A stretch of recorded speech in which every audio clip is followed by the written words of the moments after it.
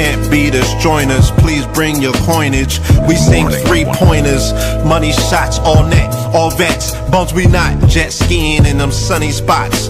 With women edible like gummy drops. Dummy stop, dummy stop. The weapon form can intercept the storm. Once my intellect is on, I'm projecting on magnetic fields and interact with blacks with athletic bills. I'm all about growth and development like residents of Ebbets Fields. Not to choose between woo and chew. We wanna line them colors up like a Rubik's Cube and fade to black, yeah, the truest hue. When you say the black man is God, who you alluded to? The usual, Clarence 13X, a worthy guess. The words expressed come from the word in flesh. Elijah M, the NOI versus Leviathan. Messiah sent from the heavenly branches. 7 P's from since G-Dub cut down the cherry tree. In the wilderness of North Mex, and we flossing death and forced aggression, or forced perception, forced protection, or forced confessions. It's all a lesson. The sorcerers from Corsica, killer tonics, sticks and drums like the Philharmonic Orchestra. You niggas still playing harmonicas from officers, fabric softener. Jive turkeys popping 5 perkies, playing with keys, the Scotch storage type. For that soft white, we could've caught life, just being forthright. First class on my 4th flight, popping out like Fortnite. Every night we lit like Porsche lights. The meek shall inherit the earth, oh yeah, the scorched type. And these niggas, they some hoes in these streets. Me, I'm 10 toes in these streets. They lost their souls, niggas got holes in their feet. Shit, I'm just worried about the craft and how to perfect it. Not worried about the craft, yeah, that's out of perspectives. Focus on the chip like I'm Robert Kraft, and then how to protect it. It's the waves of the oceans. Get to the money, nigga, save your emotion. Descended of the slaves in the graves in the oceans. Mastermind that the waves is in motions. These niggas, they addicted to the folly, addicted to that molly. Making me a movie, them sticks made of holly. I'm Dr. Manhattan, sitting on top of Manhattan. When I get all 5 rings, snap my fingers and pop up on satin. Dressed in all black, yeah, drop top the Phantom. Best.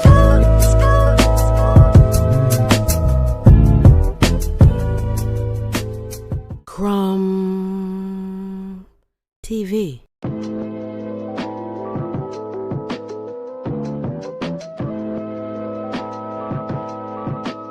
There's nothing to play with. Viewer discretion advised. People. Can't beat us, join us, please bring your coinage. We sink three-pointers, money shots, all net, all vets. Bums we not, jet skiing in them sunny spots. With women edible like gummy drops. Dummy stop, dummy stop. The weapon form can intercept the storm. Once my intellect is on, I'm projecting on magnetic fields and interact with blacks with athletic bills. I'm all about growth and development like residents of Ebbets Fields. Not to choose between woo and chew. We wanna line them colors up like a Rubik's Cube and fade to black, yeah, the truest hue. When you say the black man is God, who you alluded to? The usual, Clarence 13X, a worthy guess. The words expressed come from the word in flesh. Elijah M, the NOI versus Leviathan. Messiah sent from the heavenly branches. 7 P's from since G-Dub cut down the cherry tree. In the wilderness of North Mex, and we flossing death and forced aggression, or forced perception, forced protection, or forced confessions. It's all a lesson. The sorcerers from Corsica, killer tonics, sticks and drums like the Philharmonic Orchestra. You niggas still playing harmonicas from officers, fabric softener. Jive turkeys popping 5 perkies, playing with keys, the Scotch storage type.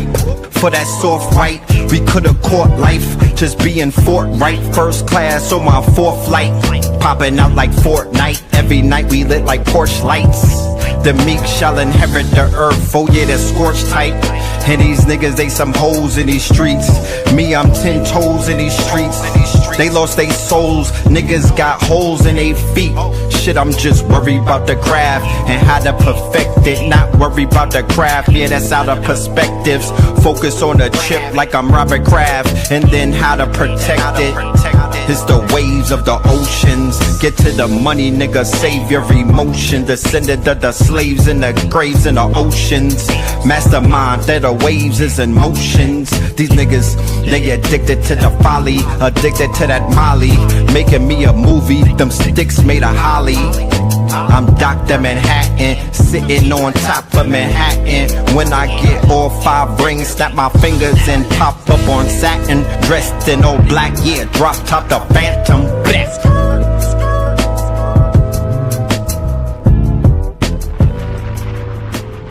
Crumb TV. Peace to the family, peace to you and yours. Peace to the family, peace to you and yours. Welcome, welcome, welcome to another episode of What the WTF Wednesdays. You are now rocking with the best. Yes, this is your host for the evening, Brother Red Pillar. And that song that you just heard right there, that is the Theta Waves featuring the Twin Pillars. Let me know how we doing on the audio, ladies and gentlemen. Give me an audio check if you don't mind. Give me an audio check and let me know what we sounding like. You know what I'm talking about? Shout out to everybody pulling up in the building. It's already deep. It's early and y'all already pulling up. That means we're going to have a great show. I see you, Kafunya. I see you, Kafunya. All right. Shout out to everybody up in the building and whatnot. You said that we good? All right now. So check this out. We are going to be exploring a new format. And I'm going to be doing it I think Wednesdays, Wednesdays, and maybe Fridays, I'm going to be exploring a new format. Well, I don't know. Y'all let me know how y'all feel about it.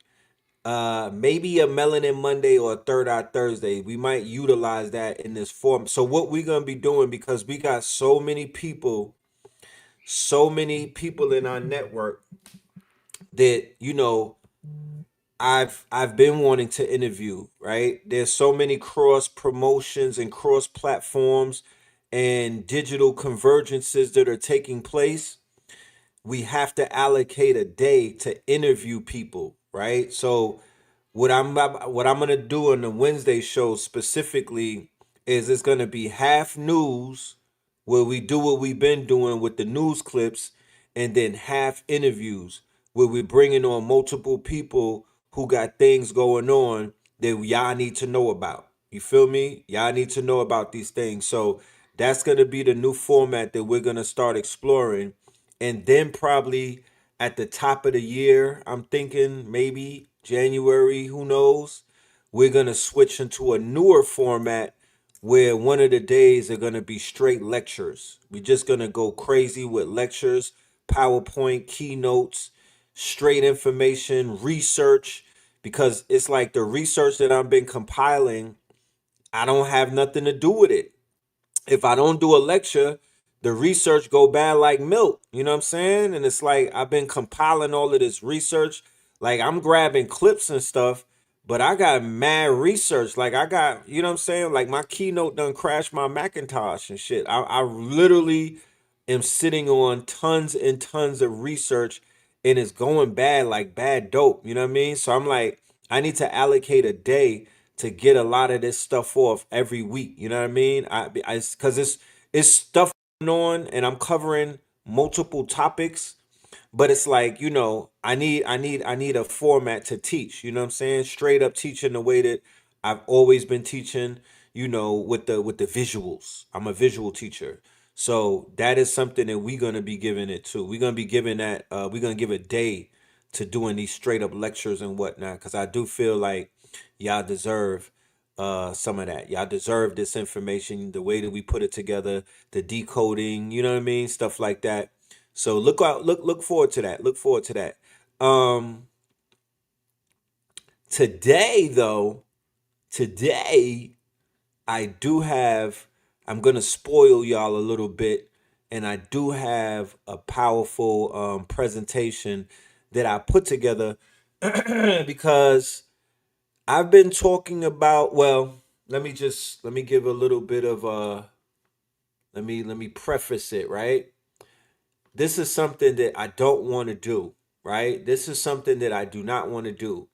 I don't want to be misinterpreted, right? It's okay to be misinterpreted in some ways, but I never want any of my audience or anybody that's been tapping in to have any of the wrong impressions about my intentions and what I do when I'm teaching and whatnot. So I was on Brother Rich's platform the other day, and we were talking about, I was with Professor Griff, and we were talking about survival and everything. And then I brought up this event that I got coming up this weekend, or this strong in Saturday, right? And I brought up the fact that we're going to be dealing with the prediction market, right? Something that I feel that the audience may not know about. And then Rich says something about, oh, what, we gambling and whatnot. And I was like, nah, we not gambling. What I wanted to say, and I didn't get to say it fully, is that no, we're dealing with forecasting. This is not gambling. And what I want to do today is make the distinction between the rise of the prediction markets, which we call forecasting, and what they would call sports betting and gambling. I don't know nothing about that. I know about forecasting.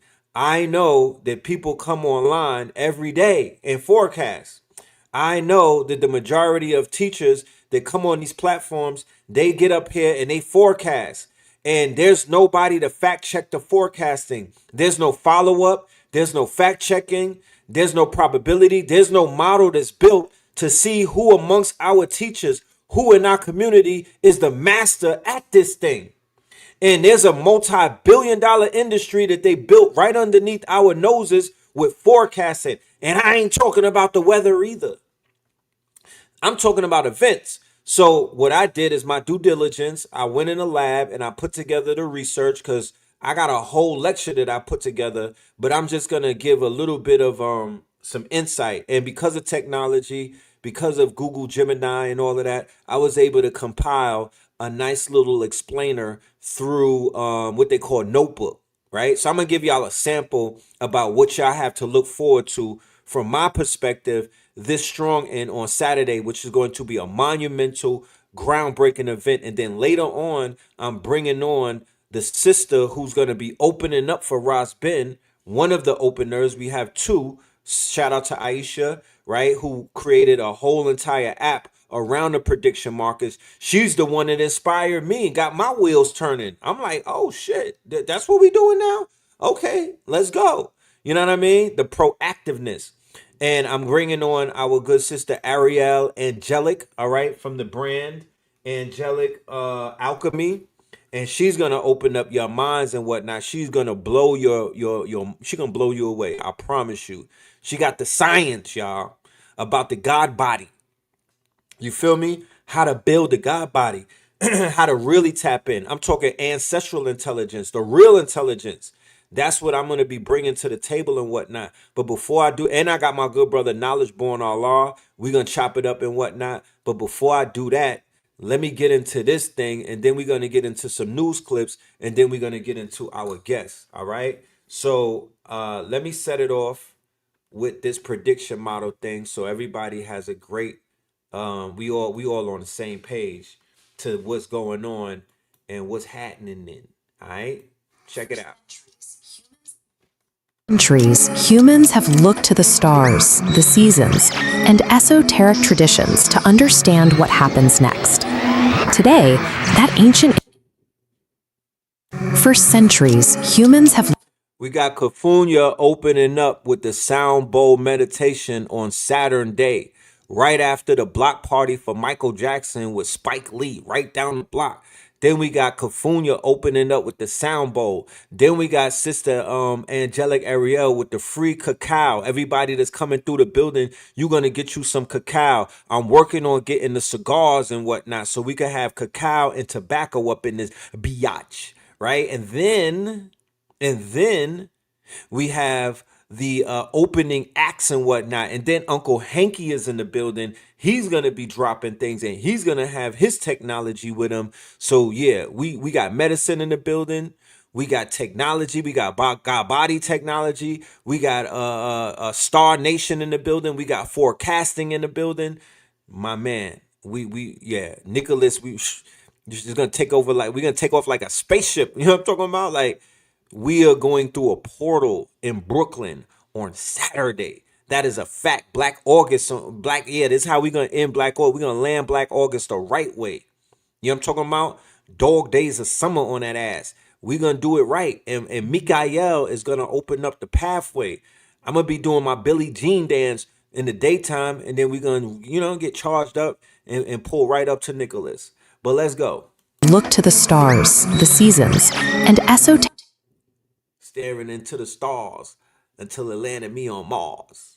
Today, that ancient impulse is finding a home in financial networks that assign a specific cash value to every possible tomorrow. Research into 2026 trading accounts shows a sharp divide in who actually profits on platforms like Kalshi and Polymarket. I'm sorry, y'all. There's just so much going on. Friday, for the first time, well, I was on BAI on Basir Mchawi's show, who is one of, that's my uncle, right? I was on BAI before with Baba Mchawi, Baba Basir.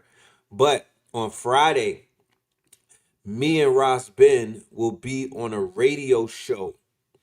Sister Kafunya, give me the name of the radio show. My father knows about this show and my mama too. When I told them, they was like, wait, you gonna be on that show?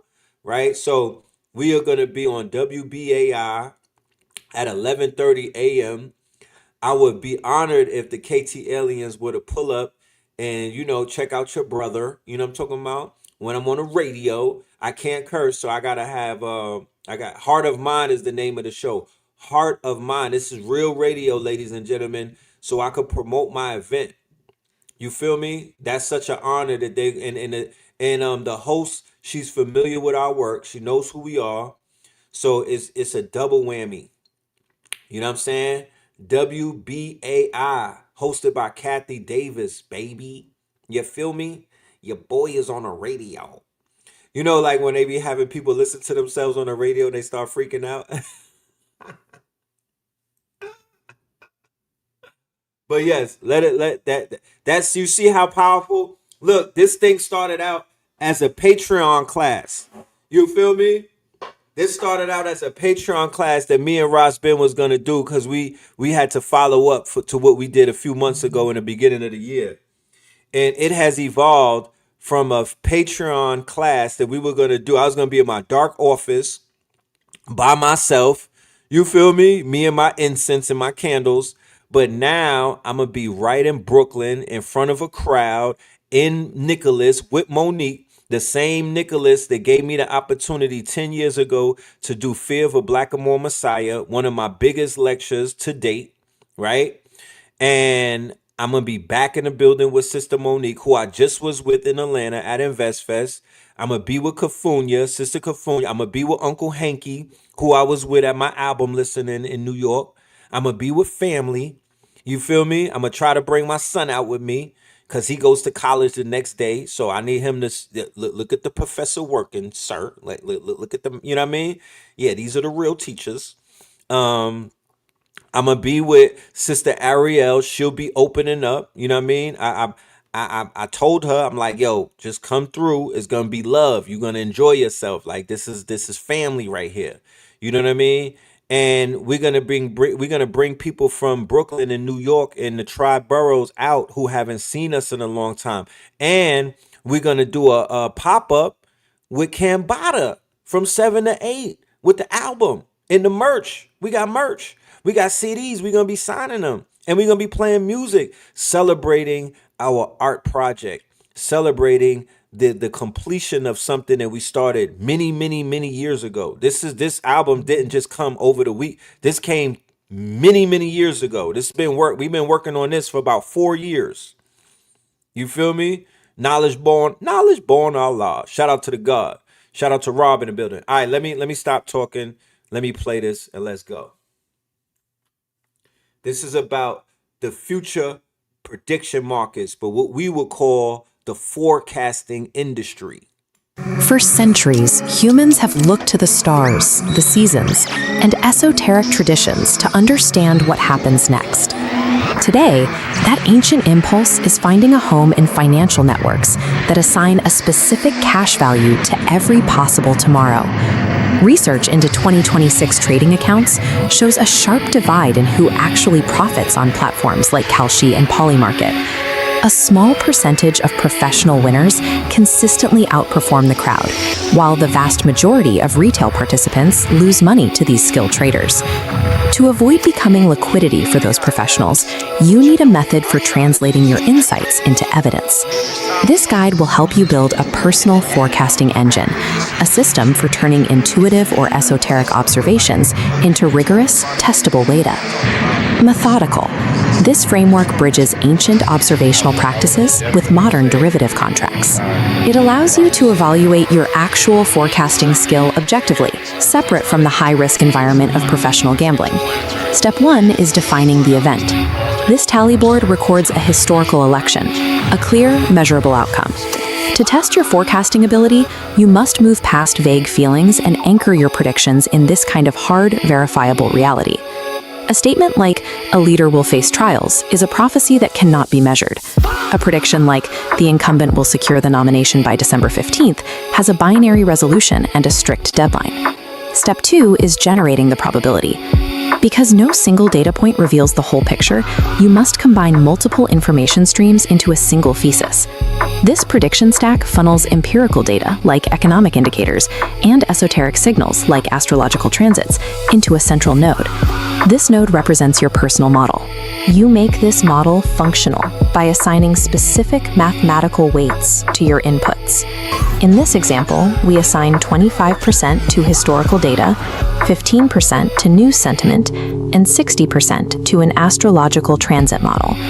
This calculation does not offer certainty. It produces a 72% likelihood of the event occurring. Forcing intuition into a mathematical percentage requires a high level of discipline. This is the filter that separates a rigorous forecaster from someone simply guessing. Step 3 is the ethical filter. Your ability to forecast must be checked by moral boundaries before any money changes hands. Avoid markets that commodify human suffering. You must walk away from any contract involving war, assassination, or natural disasters. Betting on tragedy creates a perverse incentive. It psychologically aligns your financial gain with another person's misfortune, which can warp your objective judgment. These boundaries align with federal regulations. The CFTC evaluates event contracts involving war or terrorism to ensure they do not undermine the public interest. Adhering to this filter ensures your practice remains focused on gathering information rather than exploiting tragedy. Step 4 is executing the trade through information arbitrage. This is the moment your personal model meets the public market price. Share prices in these markets reflect implied probabilities. If a yes contract costs 63 cents, the crowd is assuming a 63% chance that the event happens. The mathematical discrepancy between your model and the market is your edge. Here, a 9% gap exists between your 72% calculation and the market's 63% price. You only initiate a trade when a significant gap exists. You are backing the belief that your esoteric model has identified information that the crowd is currently ignoring. Step 5 is to resolve and score. Once the deadline passes and reality is settled, you record the result against your prediction. We measure this through calibration. Over a sample of 100 predictions, if you claim 70% confidence, you should be correct exactly 7 out of 10 times. A fluctuating line shows inconsistency, while a diagonal line proves your model is calibrated to reality. Tracking the score over time removes ego from the process. It proves whether your methodology actually works. You now have the structure for a personal forecasting engine. You are equipped to participate in the prediction economy with an ethical, data-driven approach. This method requires a specific mental shift. You must distinguish between your internal confidence and your model's measured accuracy. Move past the claim of being a prophet. Instead, focus on building a quantifiable track record of your results. Download the forecasting engine template to begin. Your first task is to paper trade. Did you hear that lady? Did you hear that robot? She said, move past being a prophet and prove that shit with a prediction. And nobody is, look, this is just all about, listen, are y'all picking up what I'm putting down? 20 predictions without using real capital. Achieving mastery of the future requires the rigorous and ethical measurement of your connection to the unfolding world. Is it added up? Is this looking like what we've been talking about in the room? Talking about for so long? Is this starting to genuinely? The future has the price, the rise, and the risk of the prediction economy. So between 2024 and 2026, there's been an explosion, right, of these prediction markets where this is not gambling. This is a different type of quote unquote, this is a different type of niche platform that we're looking at. All right. This is completely different. And as this video goes through it, you'll understand furthermore. Definitely say it coincide Robinson.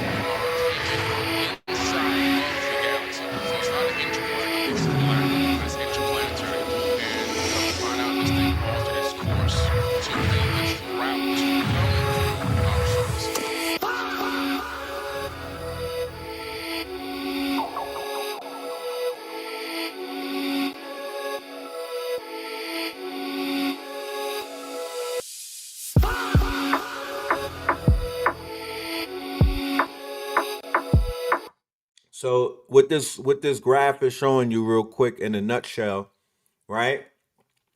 So up there you see where you have prediction markets, right? Which is basically a truth machine. The aggregated truth. You're able to aggregate the truth. If you utilize the tools that are available, you can aggregate the truth, right? But of course, we're dealing with crooked people. We're dealing with robber barons. We're dealing with evil geniuses. So what are they doing? They are aiming to create financial nihilism. When they bet on wars, when they bet on assassinations, when they bet on disasters, it's similar to the disaster industry. You know what I mean? Halliburton and all of these industries that they built out off of disaster. FEMA, you feel me? So now they built a market. They've created an entire market off of disaster, off of war, right? So there was a situation where they were calling, you know how in crypto you got the whales and whatnot. Well, these are the orcas. Okay, these are the orcas. They had insiders inside of Kalshi and Polymarket that they were calling the orcas. And the orcas were hitting a 97.2 average win rate. These niggas put up some money and was like Maduro was going down a few hours before his ass went down, and he went down. So as you can see, there's mass manipulation in that market and whatnot. We're not encouraging nobody to go into that market. We're not pushing nobody into poly market. We're just explaining and breaking it down as to what the hell is going on, because quiet as kept, that market has taken over sports and betting. They doing more numbers than sports and betting. They're doing more numbers than FanDuel and all of that other shit. The Barstool, and they doing more numbers than them combined. You know?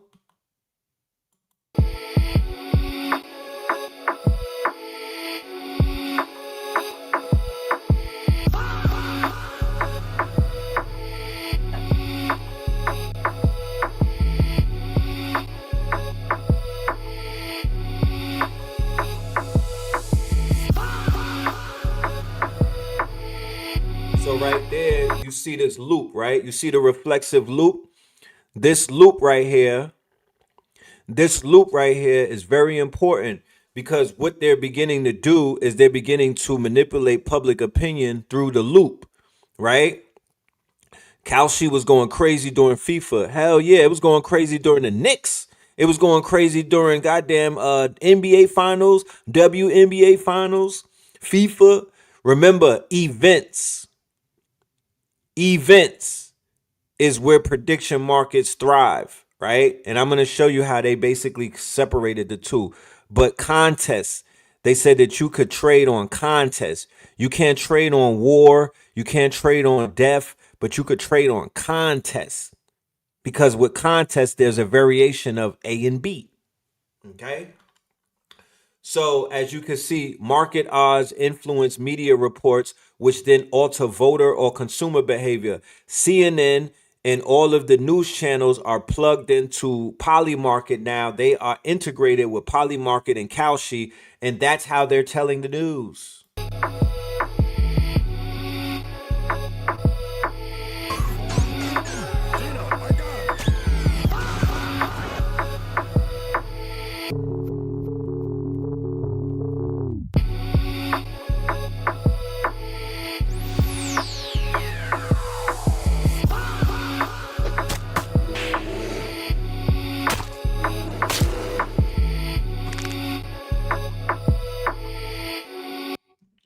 Hold on.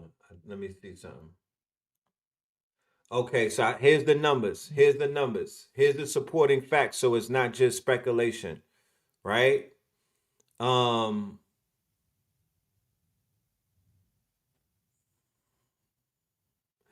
100x growth in volume, right? From 2025 to 2026, Kalshi grew they 100x growth in volume.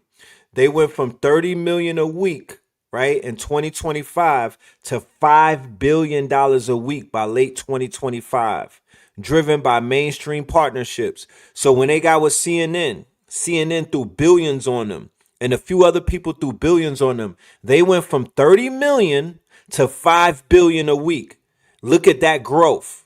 So that means that people are manipulated. They are locked in. You're not locked in. You don't know about this. You're not playing the odds and whatnot. But people are literally putting their energy.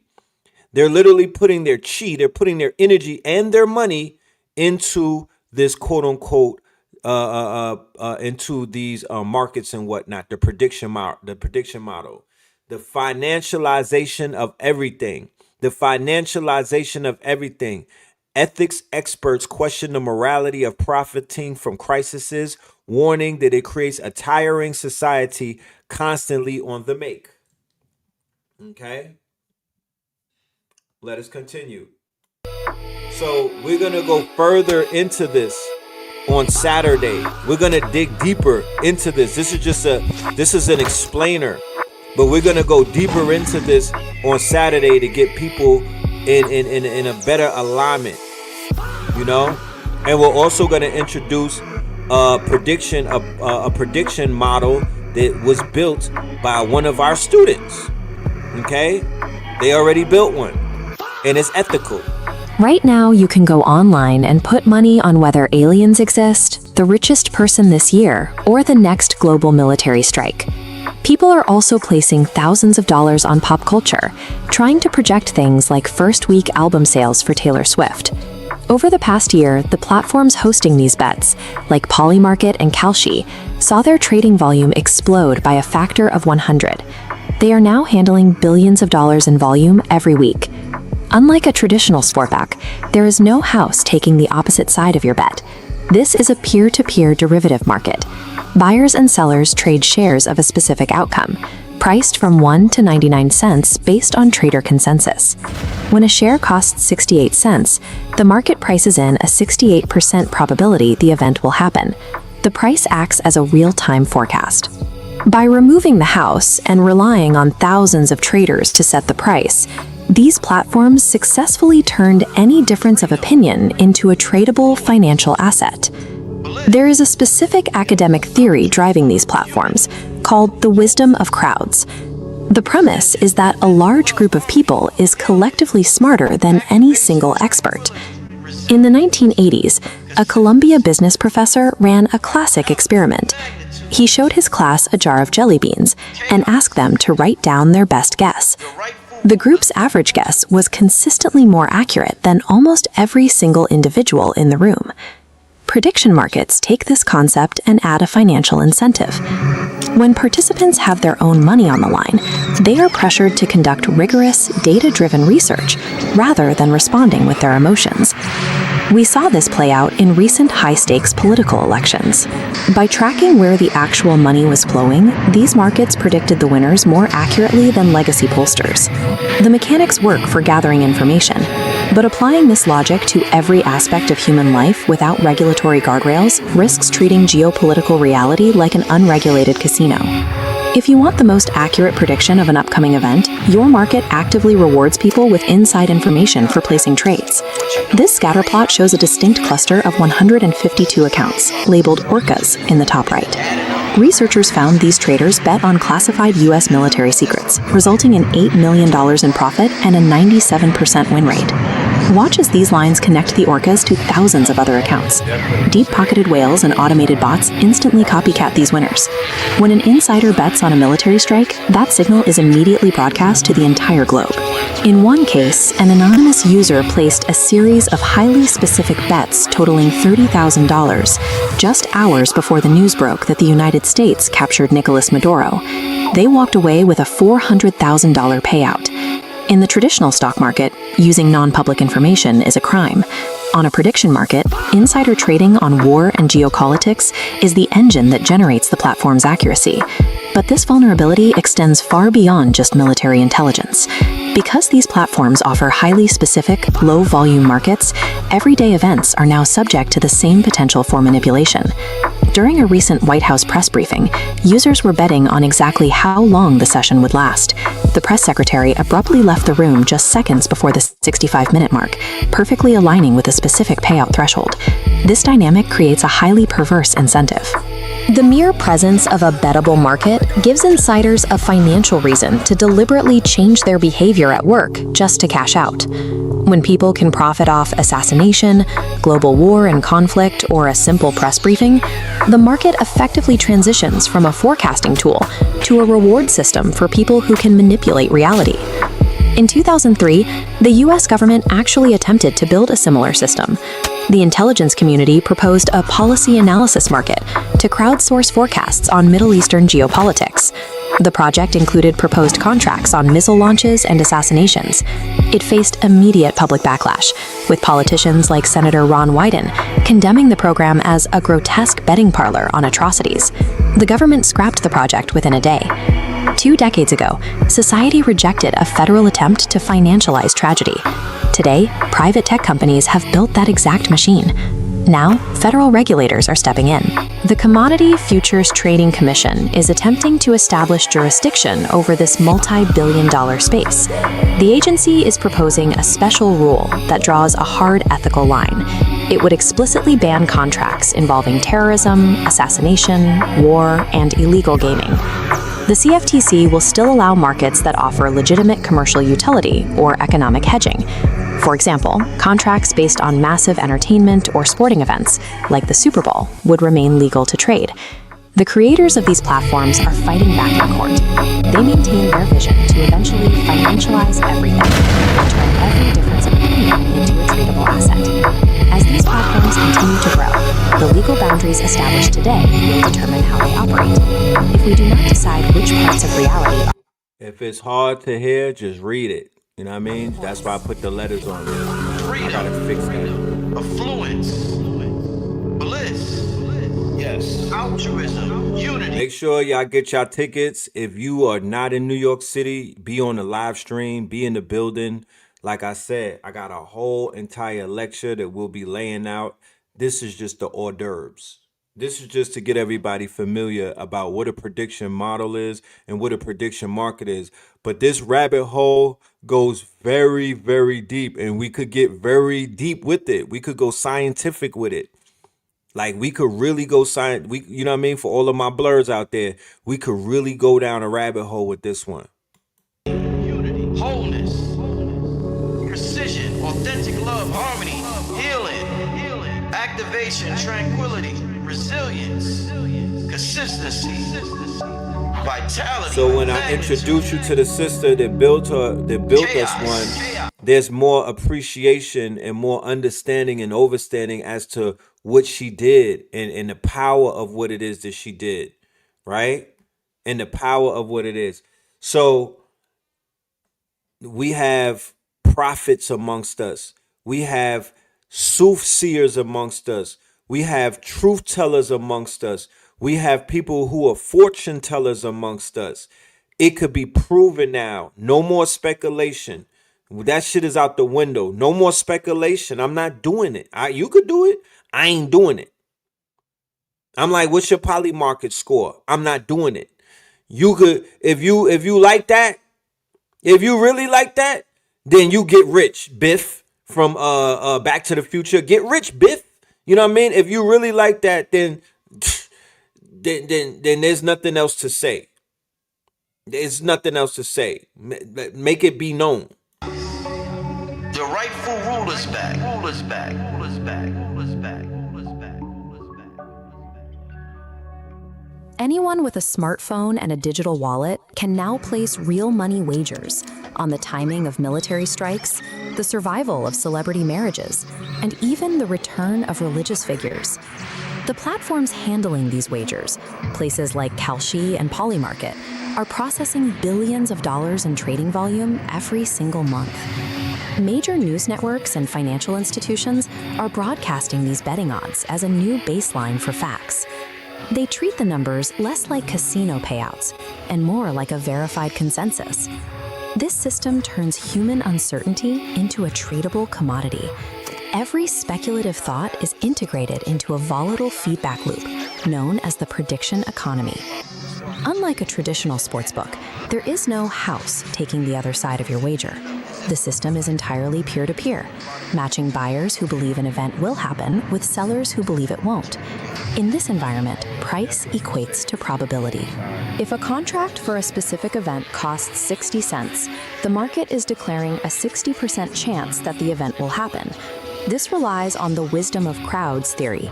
It suggests that aggregating thousands of dispersed, independent opinions produces a forecast more accurate than any single expert. But the actual user base on these platforms doesn't always reflect that academic ideal. The apps are currently flooded with sports bettors and crypto speculators chasing a quick payout for entertainment. With all that retail money pouring in, it's unclear if the system is distilling objective truth or if it is simply providing the money needed for a very select group of professionals to profit. The statistical breakdown of these platforms reveals a sharp divide.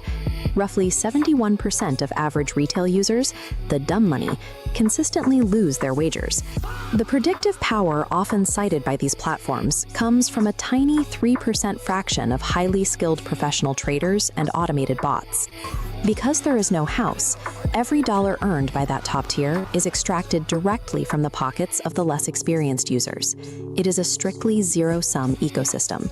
The accuracy of these markets is a byproduct of this extraction. The truth machine is funded by the financial losses of the average participant. While the stock market strictly prohibits trading on non-public information, prediction platforms often treat insider trading as a tool to sharpen their numbers. Researchers have identified anonymous Orca wallets, accounts that materialize just in time to place highly successful bets on classified military movements or niche geopolitical shifts. This can be seen in high-stakes examples like the capture of Nicolas Maduro. An anonymous trader made hundreds of thousands of dollars by securing a position just hours before the news was made public. By offering a financial payout for secrets, the market incentivizes people with privileged information to leak their knowledge through trades. This forcing mechanism is what moves the price toward the reality of the situation. Rewarding insiders produces a fast forecasting tool, but it also creates a vulnerability. It leaves the public perception of reality open to manipulation by those with the earliest access to the facts. This leads to a conceptual trap known as reflexivity. It is the idea that the mere act of pricing a future event can change the likelihood of that event actually happening. The cycle begins in the market. A single wealthy trader can drop millions to artificially boost a candidate's odds, a tactic used to create the appearance of a tightening race as far back as the 2012 election. News organizations pick up the signal. By treating the market price as an objective poll, they broadcast those inflated odds, framing a financial gamble as a shift in voter momentum. Donors, campaign managers, and voters react to that broadcast. Their behavior shifts, not because the political reality changed, but because the market suggested it had. The loop closes.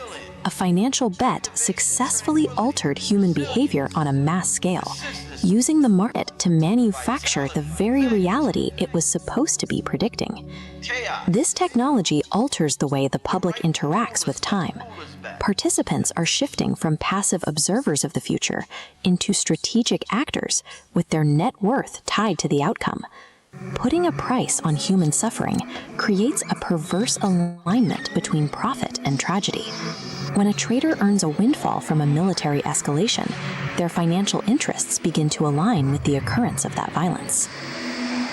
This makes it necessary to separate the price of an event on an app from the objective truth. One is a measure of capital influence. The other is a measure of what is actually happening. If we treat market prices as an inevitable guide, we shift the power of choice to the highest bidder. The events that define our shared world become subject to the influence of those with the money to skew the numbers.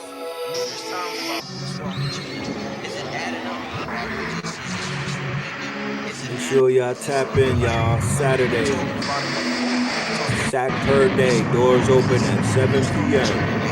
Show starts at 8, goes until it's over. We're looking at maybe a midnight. Maybe the midnight.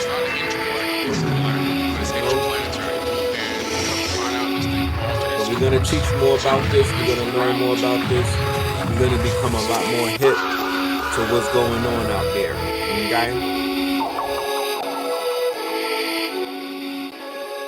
Shout out to Father Rich on the beat. So with that being said, we have a guest in the building, ladies and gentlemen. I'm going to bring up my first guest for this evening. Let me know how y'all like the this format. When it's over with, give me a little feedback. I'm going to do a little vote and whatnot. I'm going to throw a poll up there and y'all let me know how we doing with this format. All right? So without any further ado, ladies and gentlemen, I want to bring to the stage a good brother, a comrade, a brother who has been extremely loyal and consistent. He's loyal to the soil, you know what I mean? He's loyal to the program. The brother's been very consistent and persistent to the point that he's already logged in 700 plus episodes, maybe even more. My numbers may be off. I'm gonna let him tell it, right? The owner, the proprietor of Do the Knowledge Radio, our good brother, Knowledge Born Allah. Peace. Peace to the family. In Peace the to the words of the family. pillars, peace to you and Huh? yours. Yes, indeed. Yes, indeed. Glad to be What's here. good with you, my brother? I'm glad to be here with you once again. For the record, the family, Red Pill was there at episode 1 of Do Not Radio 11 years ago, over 4,000 episodes. I got Wait, started with wait, wait, wait, KTL. wait, wait, wait. You said what? 4,000? I said Yes, sir. 700. Yeah, I was about to add a caveat to that. I got started when y'all hit 750.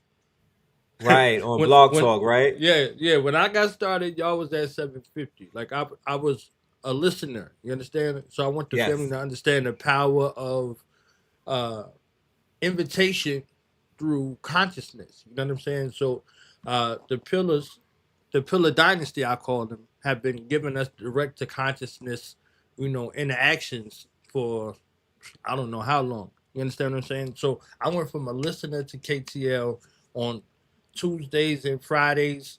You understand what I'm saying? To starting my own platform, unbeknownst to me that it was the same platform that everybody else was using. You understand what I'm saying? We was on the West Coast. We had the West Coast House of Consciousness. Shout out to my brother YG Preach. You understand what I'm saying? We did some YG, epic what up, YG? collaborations, out there. And this was just a further step. We were already working in the community, and we came up with the idea to reach more people. So I did the knowledge. You understand what I'm saying? Did the knowledge, and seeing Blog Talk was the best hosting site at the time. And unbeknownst to me, KTL was already had the KTL universe popping over there. You see what I'm saying? Or the ledge. Them and Michael Imhotep, African History Network, and also Miss Blue, crowning glory in regards to that digital space. And our brother Red Pill was the first one to let us know years ago on my platform that the revolution will be digitized, and look at where we're living at right That now. So part.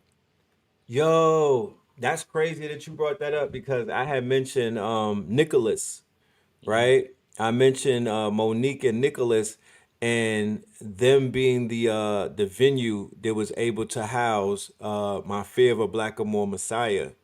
yes, That was on game 10 changer. 10 10 10 16, October Yes, the 10th, 2016. We predicted that Donald Trump was going to be the president. We predicted that the quote unquote the the race murders. We showed proof on how they were going to be continuing with this quote unquote race I don't know what to call it, but lynchings. Let's just right. say lynchings and whatnot. And yeah, man, and the evolution will be digitized. I think I did that on Sinetta TV a year before that. And I remember coming on your platform and we were basically rallying up the troops for the fear of a black or more. And then we got into the digital Yes, bag as well. Cause you was yes, a lot of people, unbeknownst to people out there, the audience in 2015 and 2016, they did not want to hear about the digital world. They didn't want to hear about digital economy. Like they were yawning and shit. The people on the platforms that I was getting on, they was like, "Oh, all right, I'll be back in 2 hours when you're finished," type shit. Like they didn't even entertain it. They did not want to hear that shit. It didn't even mean nothing to them. So thank you for showing interest because you showed passion. You showed that you was really locked in, and that meant a lot. You know what I mean? Because when you're doing events and when you're bringing out new information, you want the platform that you're bringing it out on to be basically locked in with you. You know what I mean? To be as enthusiastic as you are. You feel me? So I appreciate that. Well, you came through at a critical time. Both you and Black Dot, Black Dot will be on. So the precursor to the event where we're all gonna be, whether you're watching digitally or physically, you in the building at Nicholas. Black Dot and I and Brother Oba will be on my platform. We're doing the virtual, turn up, celebrating every year. It's 4,000 episodes of Do Now's Radio, and then bouncing over to Nicholas. You understand? Nicholas is holy ground. Nicholas is holy ground for our people and for people from around the globe. You understand what I'm saying? Nicholas has the resonance of a stopover, like people coming to 125th. The people coming from around the globe, like, okay, one of the stops we got to make. I don't know how we're gonna get there, but we gotta go to Brooklyn. You understand? We got to go to Nicholas, Brooklyn. So a staple in our community, an epicenter for consciousness, an epicenter for metaphysics, and an epicenter for our people, indiscriminate to your political, religious, or spiritual ideology. Those doors are open to you. So it's a staple, major staple. Yeah, shout out to Monique and Nicholas. I don't know if they're Word. gonna. I'm not gonna speak the fate of the store, but I do know that she was in danger of closing. So I gotta talk to her when I see her and whatnot. But they have another store uptown. Shout out to Papa Nicholas. They do their Right, thing. You feel me? They've been doing their thing for 50 years. So this is right. a business that's been passed down through the family. Like Monique never, she ain't had to do a resume. She inherited a whole entire business. So shout out to her pops. I heard you before I came on. Yeah, Mira's going to college. Oh yeah, Mir's in his second year of college, brother. That is This ain't nuts. this I'm ain't even telling his you. first year. He's I'm in his telling second you. year. Like, growing up conscious needs to be a show. You understand? Like let's not fall for the banana in the tailpipe pause situation where we see the dissidents getting all of the like let's get into the celebration of the children who grew up conscious, the children who grew up in these environments and are going on to do great and wonderful things in life. Where's Yeah, that light yeah. at? You understand what I'm saying? Consciousness matters, like family matters. You understand what I'm saying? Straight like that. Like for real, because we are the progenitors of righteous consciousness. And Red, you gave the conscious community, you and your family gave conscious community a facelift and a resurgence in a time where it was supposed to be the destruction. You understand what I'm saying? It was supposed to be the destruction. After 2008, 2009, 2010, it was kind of like a little shift. You understand what I'm Yeah, it saying? was yeah, So it was up in the air. Yeah, so y'all gave it a resurgence, the facelift, the upgrade. You understand what I'm saying? The upgrade, and gave us initiatives. No more just philosophy. You understand what I'm saying? You like, where's the initiatives to accompany your philosophy? Your philosophy is good, but how can people get busy right now? Y'all gave us the Kinetic get knowledge. busy. Yes, Yeah, yeah. get Like, busy how right could we now. use this right now type shit? Like, how could we apply this information and use it? Like, where's the Right, kineticness at? So, right, I put my whole life in this thing, bro. I put so much. Like, I put my right, family in this. I put right, a lot. I sacrifice. Oh, I don't even think people understand how much was sacrificed, and I'll never rub it in nobody's face. That's what documentaries and that's what books are for. You feel me? right. When I become interesting enough to tell my story, I will tell it. But it was a struggle, bro. It was not easy. This walk was not easy. My kids seen it. That's why they Right. not really in love with this shit like that. Cause they seen the struggle. They seen the lack of support. They seen all of that. So they're not in love with it. You know what I mean? They're like, why are you still doing this? So, it's a labor of love. Yeah. You know what I You mean? Our inherited it. people need this. They're gonna thank me later though. They're gonna Right. see one day. They're gonna thank me later. You inherited it from your family. You understand what I'm saying? So family tradition, this family tradition of Yeah. uplifting fallen humanity is something that you inherited it. I inherited it too. So I couldn't dodge it if I want to. Like we wouldn't have no peace otherwise. We could have found some Look, way. We had some time where we were right. sitting with our feet up, but then we Cause start when I getting right. hit up Cause like when I yo, like fought it, hmm I fought it. It was given to me. We was gonna inherit it. And like we had the opportunity to walk into this thing in our teenager years hmm on guard. They was ready to give us the keys to you know what I mean? Like we right, were going to inherit the kingdom. Cause they were like, yo, it was a few of us. A Rashid was one of them too. yes, yes, He was there to inherit Hafisa. They was all ready to give us the kingdom, bro. But we was like, nah, we want the we rebelled against that and we ran hmm to the streets. So I got my ass kicked for decades, bro, right, until I gave in one day and submitted and was like, nah, I'm ready. I'm ready. You know what I mean? Blue was already in the whip hmm laughing at me and shit out the window. He seen me get my ass kicked, and I just submitted one day, and I was like, "Yo, I'm tired of this life. I'm ready to do right. I'm ready to walk in my mama's and my grandfather and my father. You know what I mean? I'm just ready to hmm walk in their shoes. I'm ready to pick up the mantle." And then when I did that, I ain't turned back since. Cause I can't.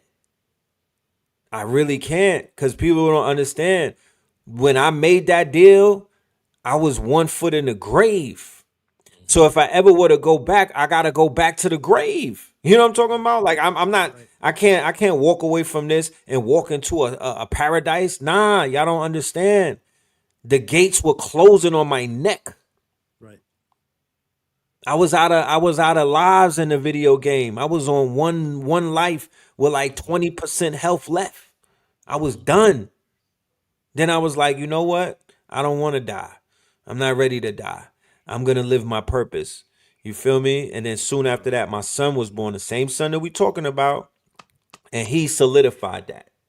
When I seen his eyes open up, and I was like, "Oh shit. What the?" You know what I mean? Like I was not hmm prepared. You know Yeah. what I'm saying? Yeah. You feeling the baby kicking in the stomach. You see that there's something inside of that belly cuz it's big as hell, but I had no idea a whole life was coming out and it's my life, it's part of my life. Like that changed everything for me, bro. That wiped my whole entire hard drive clean. hmm Now That look check. at the Yeah. spin. All of the preparation, right? You didn't veer off your path. You was being prepared and fortified for it, even unto 1 foot in the grave. You understand what I'm saying? So in that Yeah. space, you could deal with anything that comes along with it. You understand what I'm saying? A lot of people not built like you built. They would have crumbled. They would have folded. You understand? So now you there to show that there's life after. You understand what I'm saying? There's life after. There's an ascension, and then your Amir comes as a testament. You understand what I'm saying? Yeah. Of true life after. So the reward, because we dealt with the rewards and the punishment system, justice, your penalty or reward, depending upon what your ways and actions. So Mm. we were out there after it. We were seeking it. You know what I'm saying? But it wasn't for us. It was a testament to be a testimony to others. So when you see somebody in a like-minded position, you got that special grip. You got that lion's paw. You understand what I'm saying? To raise them up from a dead state. You understand what I'm saying? A state of Right. unawareness. So that's what you devoted the rest of your life to. You understand what I'm saying? So our family, they see the things the world don't see. So they're kind of jaded with it. But once they reap, they'll see the That's the word, benefits. jaded. they'll reap the benefits of the bountiful harvest. You see what I'm saying? Everybody not out there with the farmer, but everybody pulling up. When the fruits go to market. You understand what I'm saying? They're like, yo, I'm saying I need that zucchini. Son, what's good?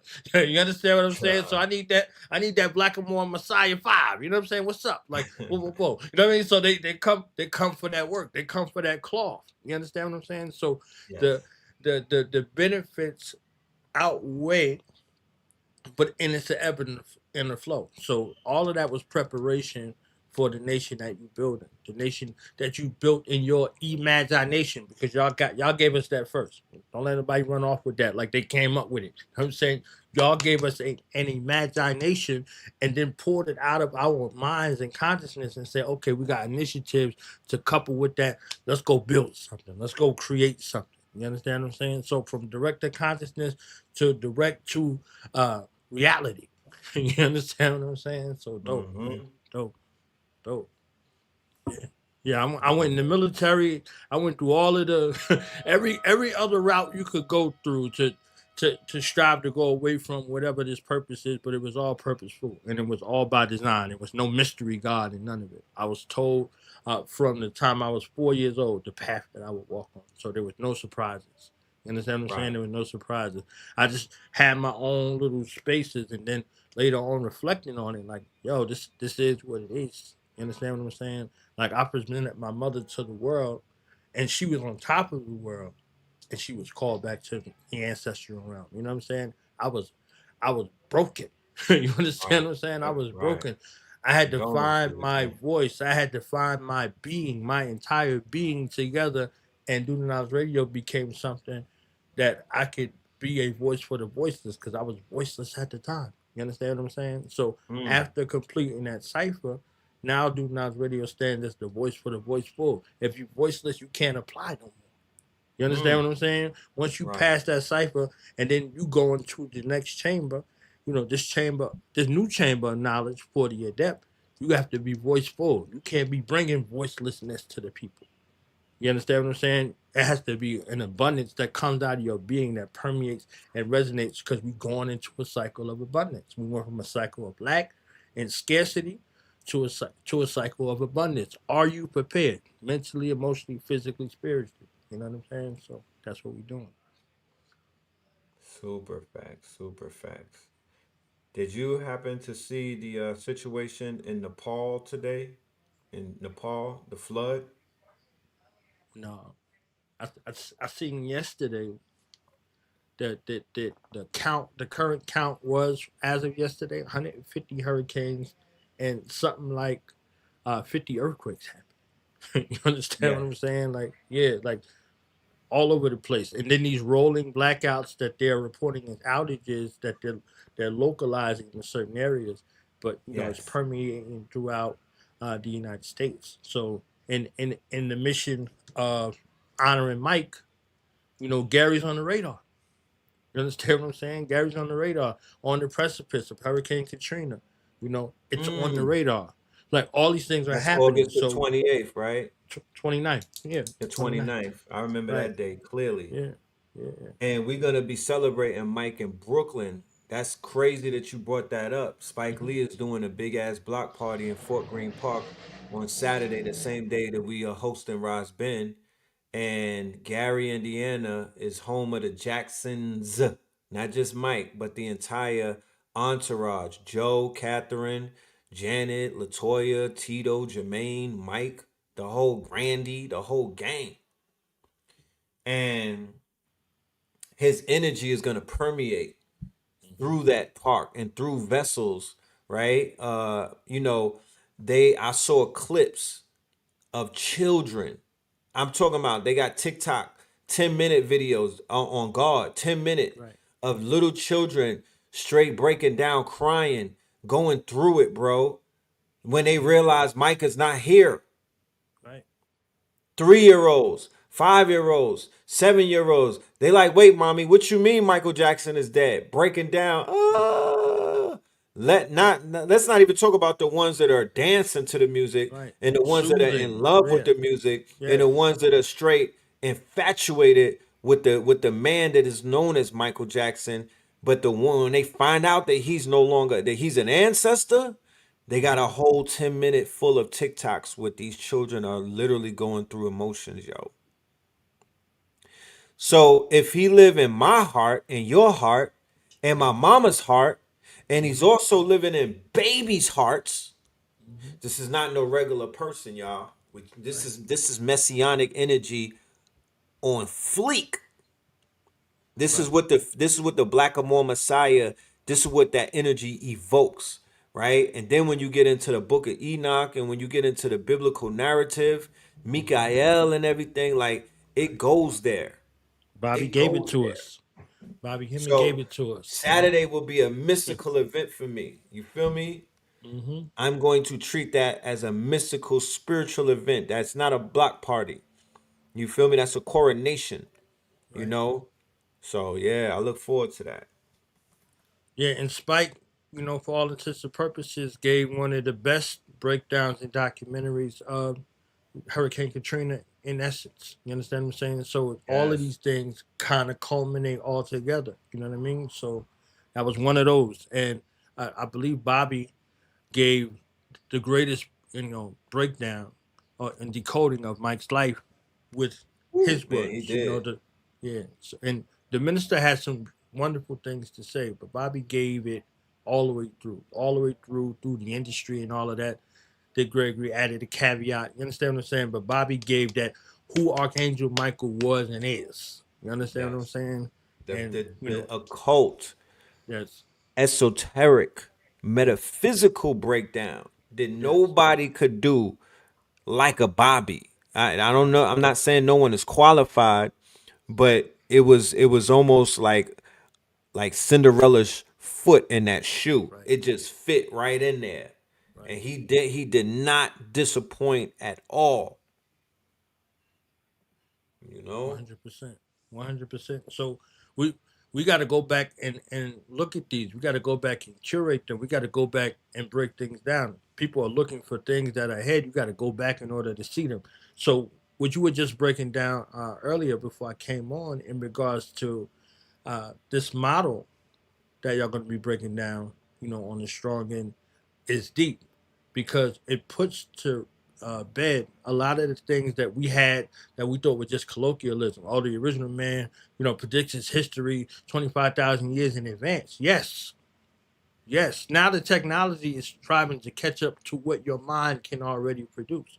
You understand what I'm saying? So you're dealing with an age. You start dealing with an age, or you start dealing with a time period of 25,000 years in advance. What does that mean? You understand what I'm saying? Like, what does that mean? How can you quantify it? How can you qualify it? So the astrologers have a modality. The scientists have another modality. So all of the things that we have been learning over the years have not been in vain.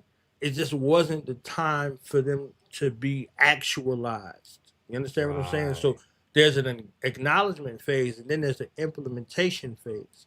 You see what I'm saying? So that knowledge phase goes to that wisdom phase, and then that wisdom phase goes into the understanding phase, and the understanding phase goes into a culture phase. So what is the culture of the God mind? What is the culture of the God body? What state of mind or state of being are you in? You understand what I'm saying? And how can you predict these things in advance? You understand what I'm saying? So now Right. you have the ability to inform. All these things are real, So our elders, our ancestors, our parents, they had dreams, they had visions, they made prayers and provisions for us. The people who existed from time immemorial look down on a time such as now. So what are we doing with look at what we're doing with the knowledge, you know what I'm saying? Shout out to the fields. You understand what I'm saying? Look at what we're Yo, doing. Look at what we're doing with it. You look understand at what what I'm we're saying? doing with the knowledge on everything. Right. Look, Spirit just came to me and was like, fam, get the Bluetooth speaker and play the Bobby lecture at the Mike Jackson shit. Walk through There you that go. bitch playing Bobby's Archangel Yes. shit. You might even Yes. put a beat on that bitch. You might put beat Hmm. it on it. The beat it Yes. instrumentals. Yes. Rising power to Michael Wright.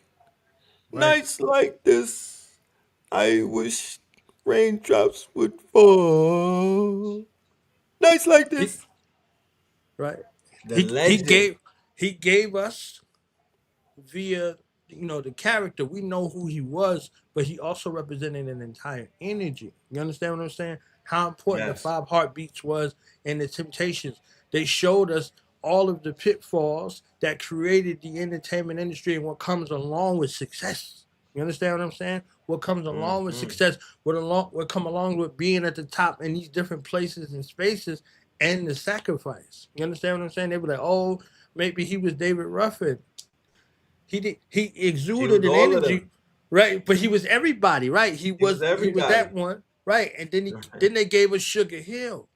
Then they gave us Sugar Woo! Hill. You understand what I'm saying? Like real New Woo! York understands Sugar Romel, Hill, like my real nigga was scary Romello. in Sugar Hill.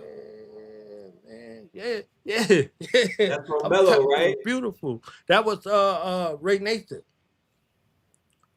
But the Yeah, character was Romello. Romello was Wesley.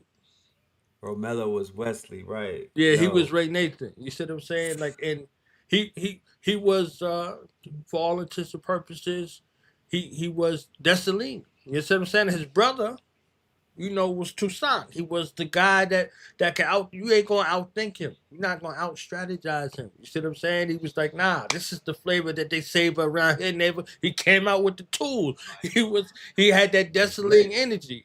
Right, He came back in the joint. You know what I'm saying? Did it when he needed to did it. You understand what I'm saying? Like right. yo, it was. I'm telling you, like it was perfect. It was perfect. It was so perfect that it was what it was. Like to show victory. You can see it in your imagination, however you want to see it, but you have to see something where you're victorious. Otherwise, you're victimized by what you see. You know what I'm saying? So Mm. he was Say like, he that was again. there. He was there for his brother. You have to have imagery. You have to have things where you're victorious. Otherwise, you victimized by it. You see what I'm saying? So you have to see yourself winning. You know what I mean? Like you have to see, like what That's my man deep. say. Are you saying that I could dodge bullets? And he's Morpheus said to him, I said, when you're ready, you won't have to. Mm. You won't have to. You understand what I'm saying? So now look at this elevation you can give to an anagram. You could give it to an anagram, but you couldn't see it in yourself. You had to see it outside of yourself. You had to see it outside of yourself happen after so many failures. Everybody falls on the first time. So everybody in there that was on his crew had the potential to be the one. Everybody. You understand what I'm saying? But Right, everybody fell the first time. And then when he fell, it didn't matter. You understand what I'm saying? It right. didn't matter because everything was already in sync. So it had to happen because they would have attached something to him that he wasn't ready for. He had to come into it. You understand what I'm saying? So Had to just come like into it. consciousness, just like our callings and your pathway, all of those things you have to grow into them. They can be there for you. Heru lost an eye being haphazard or going too soon to seek to avenge his father. You see what I'm saying? He lost his eye and he watched his man and them get taken out by his uncle. Because he thought he was going to have the drop on him. You see what I'm saying? So our consciousness works in that way where we think we're going to be able to cheat our way through because we got some advanced information. What are you going to do with it? You see what I'm saying? Like, what are you going to do with it? And who are you within yourself?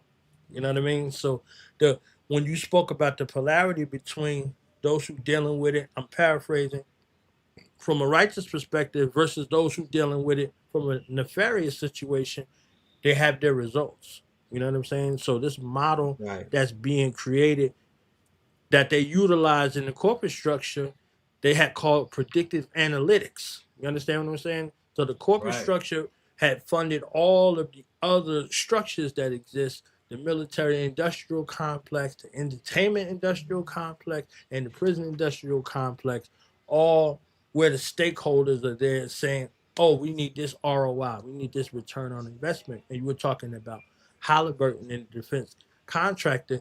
Now look at the epicenter of what you said the revolution would be digitized. It went from a petrodollar war to a technocracy sort of war that we're dealing with right now. You understand what I'm saying? The Yep. literal war for the hearts and the minds. It went from a theoretical space alone to a practical where they're data Well, mining the practical, mind. right? To the War is data not mining the theoretical mind. anymore. Yeah, Yeah, right. war is not speculative. It's not theoretical anymore. They could Yeah. literally pinpoint with accuracy Mm-hmm. the results of these wars. Mm-hmm. Operation Southern Spear, unbeknownst to a lot of people, the thing that took place in the when they were knocking off the boaters in Venezuela, the sailors in Venezuela, right? When they were bombing Mm-hmm. them, right? Mm-hmm. That right there was the beginning of the AI war. All right. Right. When you read the wiki on Operation Southern Spear, it's an autonomous war. Mm-hmm. Those drones were not manned. They were manning those drones like video games. They were Right. bombing them from the White House or bunkers and whatnot. Those were young kids that play video games, that play Call of Mm-hmm. Duty, that play GT6. You feel me? That play Man of War and whatnot. Those are the Mm-hmm. people that are bombing people now. That's who they're using to fly their drones and their direct energy weapons and things of that nature. That's where we're at. So they had unmanned submarines, right, which Mm-hmm. was in the Caribbean Ocean. Then they had unmanned drones, which was going over. They're violating the Amazon's airspace because, like, I don't know if the Amazon has a protected airspace because they're not contacted with they don't have contracts with the tribes, Right. right? But if you look at the map, Argentina, they're circling the Amazon, right? Through political means, has been taken over by the right wing. Mm-hmm. Argentina's been taken over by the right wing. Mm-hmm. Venezuela's been taken over by the right wing. They want to move on Brazil and get them on game, but they had Bolsonaro, who was right wing, and he made an incursion into the Amazon. He was the first one, right? Right. Ecuador, right? You know what I mean? So that whole area is being surrounded by these robber barons, and that's the last vestige of pure land, right? Right. That's untouched, that's unscathed. You want to talk about the pyramids in America, you want to talk about the ancient tribes in America, you want to talk about that's where they went. They Right. in the Amazon. Right. That's what they didn't disappear. They in the Amazon chilling. Mm-hmm. They're just not fucking with the Matrix. Right. So in the movie Avatar, that's what we're looking at right now. And they're distracting and they're putting out so many different distractions that people will never figure that out. They just think that they want to extract oil in a president. And it's like, nah, they're trying to take the equivalent of the size of Africa Right. right out of the backyard and whatnot. That's their ultimate play. So Operation Southern Spear, yeah, that's when they put Skynet and all of that. Mm-hmm. They started turning the robots into war machines. Right. You And then know, showed you War Machine. And then then just showed you war showed you machine. Spider Man. Look at the ability for how they vilify the consciousness still. They vilify the consciousness still. Like they'll show you this new Spider Man. Like they just showed you the the new Spider Man, and they like, yo, who messing with Spider Man this whole movie? And it's the Phoenix. You understand what I'm Yeah. saying? The Phoenix is a villain. The Phoenix is the. I said, how did you make this happen? How do you like? But that manipulation, that beautiful sleight of hand, on how it goes in regards to it, because they just did the long way home where they brought back all of the Spider Man, and that goes to what you were saying about the structure in regards to this predictive model that's there. They got rid of the Spider-Mans because of a actual real life litigation process between Disney and Sony and who owns the rights, and Marvel who owns the rights to Spider-Man. You understand what I'm saying? So you didn't see Yes. Blade for years because they didn't own the rights. So once they settle, boom, you see Blade pop back up. So they freaked it and show And all of the they actually variations asked that they use them. for every Yeah, they actor asked. that they They had. asked Blade. They asked that they was gonna develop it. They had all of these fans on the gates. You know, the Marvel done axed Yeah, all of the black movies out of there. right, Disney, that is, not even right, Marvel. Disney, they axed all of the black movies, so they ain't doing none of that. right. But that's a good thing because, like I was telling somebody the other day, I was like, yeah, you know, that Odyssey shit was cute with Christopher Nolan saying that he didn't use AI, but I Hmm. saw that bitch on the IMAX under I was on 3.5 at IMAX.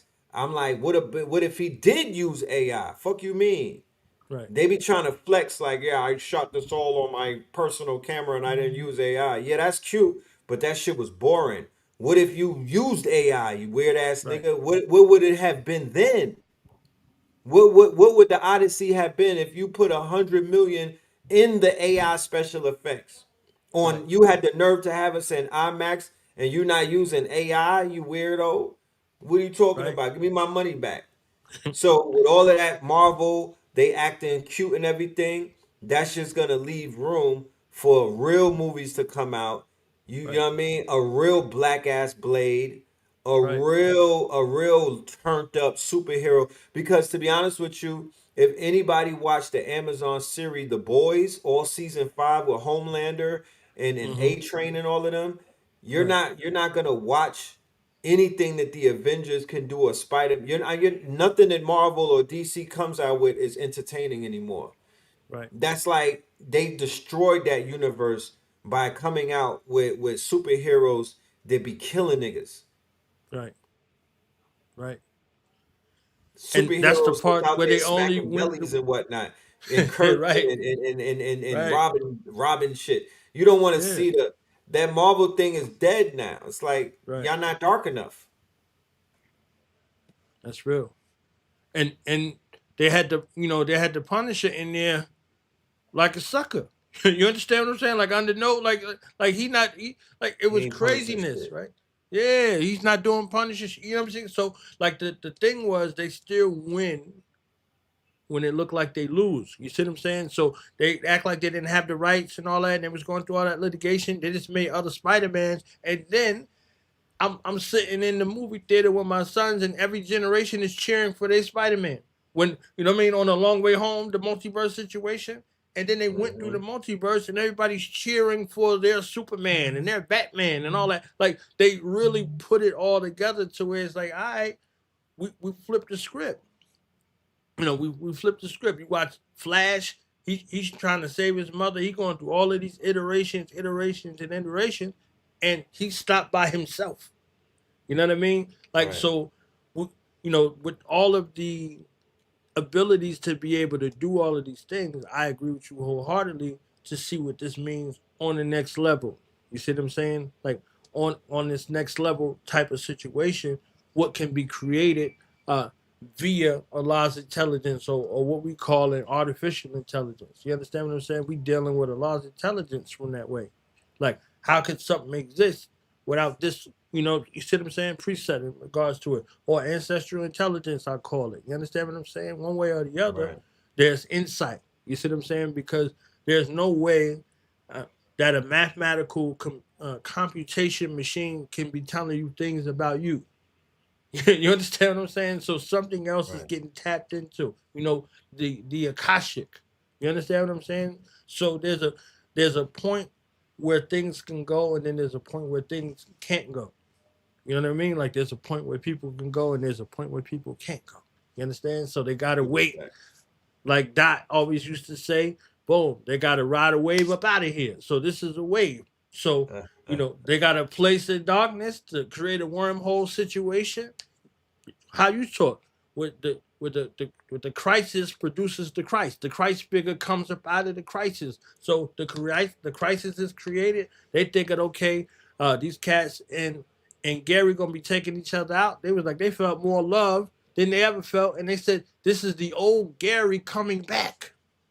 You Right. understand what I'm saying? Like this is Right. the old Gary coming back. They cooking out, everybody feeding everybody, They everybody chilling. checking on Right. everybody. They looking Right, out for each other. They having cookouts in Gary, right, Indiana. The neighborhood is coming back together. Them Yes. damn phones went off, and Right. people started realizing that they was human again. So Right. while people are like, "Oh, it's a tragedy," go and talk to the people in Gary, Indiana. Yeah, it was uncomfortable, but Right. when I'm seeing reports from Gary, they like, "Yo, guess what? We chilling. We chilling. That's Fuck you right. talking about? We Right. outside. We not on the phone. The babies is Right. playing, Right. and the grannies and the aunties is safe. Right. You feel me? Not to say that it wasn't a tragedy that people didn't pull up. Trade of Truth was the only Right. one I seen when you could have a multitude of people just pulling up to be a part of the block party. What about a Mm-hmm. free concert? Right. With all of you, what you know what I mean? What about a free show? What about something? I don't know. I'm just Right. saying, I'm what I'm doing is I'm being proactive to make sure that I don't have to go through, that when shit go down, we gonna have a party. When shit go down, we gonna be all right. We gonna be protected. We're gonna be nourished. Right. We gonna be quenched. We're gonna be hydrated. I'm making sure of that. And I'm not waiting for nobody, and I don't give a fuck if nobody do it with me. I'm gonna do it. If it's just me by myself, you know what I'm talking about? But I'm gonna make sure that it happens because I don't need to keep seeing signs to know what I'm looking at. But what I'm ultimately looking at beyond the government ain't coming to get you is fuck the government. We don't need to be governed. We don't need to be under their jurisdiction. We don't need to be in their hamster wheel. We don't need to be in their municipalities anymore. Mm-hmm. We don't need to be inside of their system. That's what I'm getting. And it's going to take a hurricane or a blackout to show you that. That's ultimately what I'm walking away from. Niggas could sustain themselves, Yep. still being on this land without being fugitives, without being Right. on a run. You don't got to be a runaway slave, footless in a forest and whatnot. You literally could be in a barnarium. You literally could be on mad acres, and you could be protected, and you could be Mm-hmm. chilling, and you could be out the way. That's what I'm looking at. Yeah, we're gonna be all right. You You know, understand what I'm saying? That's the anthem. We're gonna be all right. We're gonna make it. You understand what I'm saying? Like we left alone, we make anything happen. You understand what I'm saying? Like that's it. Like that's another model. Give me a few minutes. Uninterrupted. Nobody come over here bothering. Nobody come over here with the you understand what I'm saying? So it's like, all right, that happened. That happened. That happened in a few seconds. You see what I'm saying? We know survival. We know tactical training. We know all of these things, right? So how do you make them born in a way that's not militaristic towards your people? You see what I'm saying? Whoever your people are. You know what I'm saying? Like right there, like okay, we got this water. All right, let me show you how to purify it. You know what I'm saying? Like all right, boom, this is it. This is what we dealing with. Wherever we at, we have the mind and the know-how and the will. You see what I'm saying? To forego creature comforts for something greater, now and the later. You understand what I'm saying? So definitely, yeah, one so hundred my percent. good brother, I know that you've been doing your thing with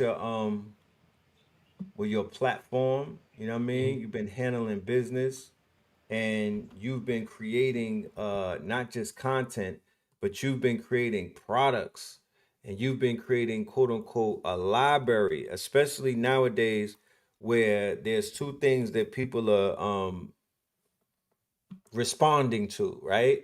Because that's where we're at these days. It's what do you respond to? Forget about everything else. What are people responding to? You know what I'm saying? That should be the metric and whatnot. So people are responding to the book destroying that is taking place with Anthropic and the AI companies, that they're destroying millions and millions and millions of books because of a legal loophole that says if they scan the book, they have to destroy it. And also, there's this thing about children not being able to read across the board and whatnot. There's this thing with literacy in the young children because of the ways that the public fool system has sabotaged them and basically have derailed black teachers who wanted to come and teach these children the right way. They wanted to bring curriculum the right way. They wanted to teach them about their history, and they were getting fired, they were getting blocked, they were getting pushed out of the way and everything. So now these children are in danger of not being able to read, because if you can't read, it's going to be hard to comprehend people who can read, right? So my question to you is, can you share with the family what some of the solutions that you went ahead and embarked upon? That's beautiful. I'm actually gonna be speaking about that tomorrow with my sister Mawu. That was the topic she brought up. She's like, we're going back to school and they're talking about this literacy rate, and they were showing the video of the teacher in tears, just upset about the classroom and all of that. Right. It's a propaganda war. You understand what I'm saying? The propaganda war. Um, I don't. How do you make someone who is in opposition to you? You you uh you don't allow them to read, right? Or you Right. control what they read. You understand what I'm saying? So I ain't want to use the T word over here, but that's it's part of the profile. You see what I'm saying? Illiterate, So that literacy rate, that not literate space, again, that's one part. The other layer is, do they like what they're looking at? Do they like what they're learning? Do they like the person who's presenting this information to them? Are they in tune with them? You understand what I'm saying? Or do they see a deficit? Do they see something that's working against them in their detriment? Or do they realize they in the public food system and this is for suckers? So in rebellion to that, they don't want to even ingest that. You understand what I'm saying? Yeah, So they like like a lot of these things, like we wasn't having it. We wasn't having certain stuff. You understand what I'm saying? Like we wasn't right. having certain stuff. Like yeah. So these are our generations. These are the children that's coming after. And each generation that comes after got less and less propensity for the BS. You see what I'm saying? So it's like so like yo, this is a joke. I didn't heard y'all say public food system, and then y'all mad at me because I'm rebelling. This is my rebellion sort of space. But they had already socialized and associated low literacy rates with a badge of honor in a lot of these places, especially through the television show. Like you go all the way back to Highway to Heaven. This dude uh, was supposed to be this super duper basketball star, and then he couldn't play basketball no more. Then you find out he couldn't read. How you get through all of them classes? He's in college and he can't read. You understand what I'm Right. saying? So they showed the thing with Theo Huxtable and him being dyslexic, and all of these things that are there. They kept showing them through the years, through the years, through the years, through the years, through the mind mapping to say, okay, if you're an athlete or if you got money, it don't matter if you can read. You understand what I'm saying? Or you in this entertainment industry, it don't matter if you can read. It's like so all of these things they show, and these become a thing where not only are you not interested in reading, you like, yo, they getting to the bag. I'm trying to get to the bag. I don't care nothing about any of this reading comprehension stuff you talking about. When I'm gonna use that in life. You see what I'm saying? And it's not being made plain to them because you got folks that are in the classes that are supposed to be facilitating these learning environments are given that are incentivized and weaponized by their student loan debt. So if you go do a couple year bid as a teacher, your debts get forgiven. So you don't care whether these people, these But children learn or listen, not. yeah, but look, when they listen to the Hmm. rappers can't read and they don't sound Right, articulate. You got people like T.I. and some of these people down south, they right, they they have black sense. yeah, They speak in black sense, bro. hmm, Lotto, Ti, they don't like they speak ignorant on purpose. They speaking in hmm, black sense. So when they listen to the reality show, they not speaking. They're not speaking like they're articulate. right, So the children are seeing people win and got money phones in it. Look at Kodak Black. They got money right, phones. They got diamond teeth and whatnot. They flooded hmm, with Mosanites. And they like, yo, I don't speak. I'm speaking Ebonics or whatever that black accent is on purpose. Like that's a badge of honor. Like that's yeah. right, I'm so black. I'm so indigenous that I don't want to speak the Queen's English. And it's right, like yeah, that's a cute. You know what I mean? Like that's a backwards flex. right, That's a backwards flex. The real flex is when you can outwit these quote unquote the queen and all of the kings that speak English. The real flex is when you're wise as a serpent. The real flex is a wise man could play a dumb man. You could play a fool, but a fool can't play a wise man. So they're not teaching the children that. Like, wisen up. Yeah, you could play dumb. We play dumb all the time. It's all good. But you could code switch backwards. You know what I mean? But if you don't have no card to pull from and you only got to rely on street smarts and you only got to rely on what the rappers taught you, you in trouble, bro. Right. You're going to be in a little bit of trouble in this society we're in right now. So let them know what you got going on. So I got one of the volumes up if you can share it on your end. I came up with 13 books and counting. 13 books dedicated, to those of our young people and those of our family, to have some family discussions in regards to literacy. I did the Dope. research for you. I did the work for you, and I revamped them over the years. To make sure it's more appealing to what the eye is. The eye is looking at this now. I had the other pictures on there and all this other stuff. I was like, it's not attractive to the eye now. You understand what I'm saying? Right. So the eye is looking, and this is the expectation that it looks like this. So how are you using your voice? So each book has a soundtrack. You understand what I'm saying? And a video, and it's packed full of visuals. You see what I'm saying? So, this joint has, our good brother Tahir RBG. You know what I'm saying? Cut the devil head off. This is Voices Shout out of to the my guy. Diaspora, volume 9. We eliminating procrastination and all the things that are barriers and blockages. We cutting them off. You understand what I'm saying? We're cutting them off. So this is Voices of the Diaspora Volume 9. I have a 9-volume series and 4 standalone volumes dedicated to every aspect of what we want our tomorrow to look like while sowing the seeds for today. You see what I'm saying? So Voices of the Diaspora Volume 9, Mastering the Craft of Telling your own black story, your own story. Your story is Can you important. flip through some of the pages? Of course, when I went to see you in the KTL. You understand what I'm saying? Because it's the Yeah, KTL yeah, now. yeah, yeah. Uh, That's, I told the crowd in a call and response fashion, your first story is your birth story.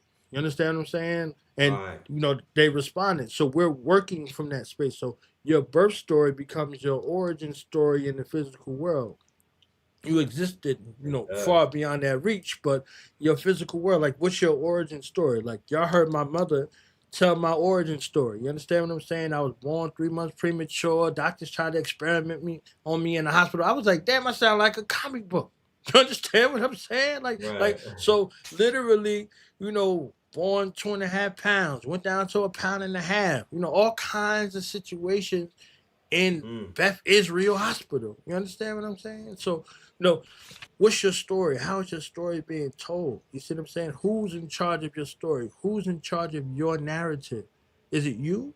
Are you relying on somebody else to give you some fair weather description? Like, yeah, I knew son, you know what I'm saying? Like, son wasn't really all that like he was purporting. You know how they do? They kick you when you down and high five you when you up. You understand what I'm saying? So all of the Hmm. pictorial images go to this space. So if you're excited about seeing visuals of yourself, if you want something that's image rich and has resources for you to be able to do what you need to do, if you are an entrepreneur, I got a whole volume that's 90 something pages for you. Volume 1. You understand what I'm saying? If you're trying to re-image and reinstill into the mind of our youth that you ain't going nowhere without no black women. You understand what I'm saying? Or original women. I got volume 2 dedicated to that. You see what I'm saying? If you are a thought leader, if you are a change agent, I got volume 3 and 4 to give you case study on those who were young people at the time became change agents in their time. You understand what I'm saying?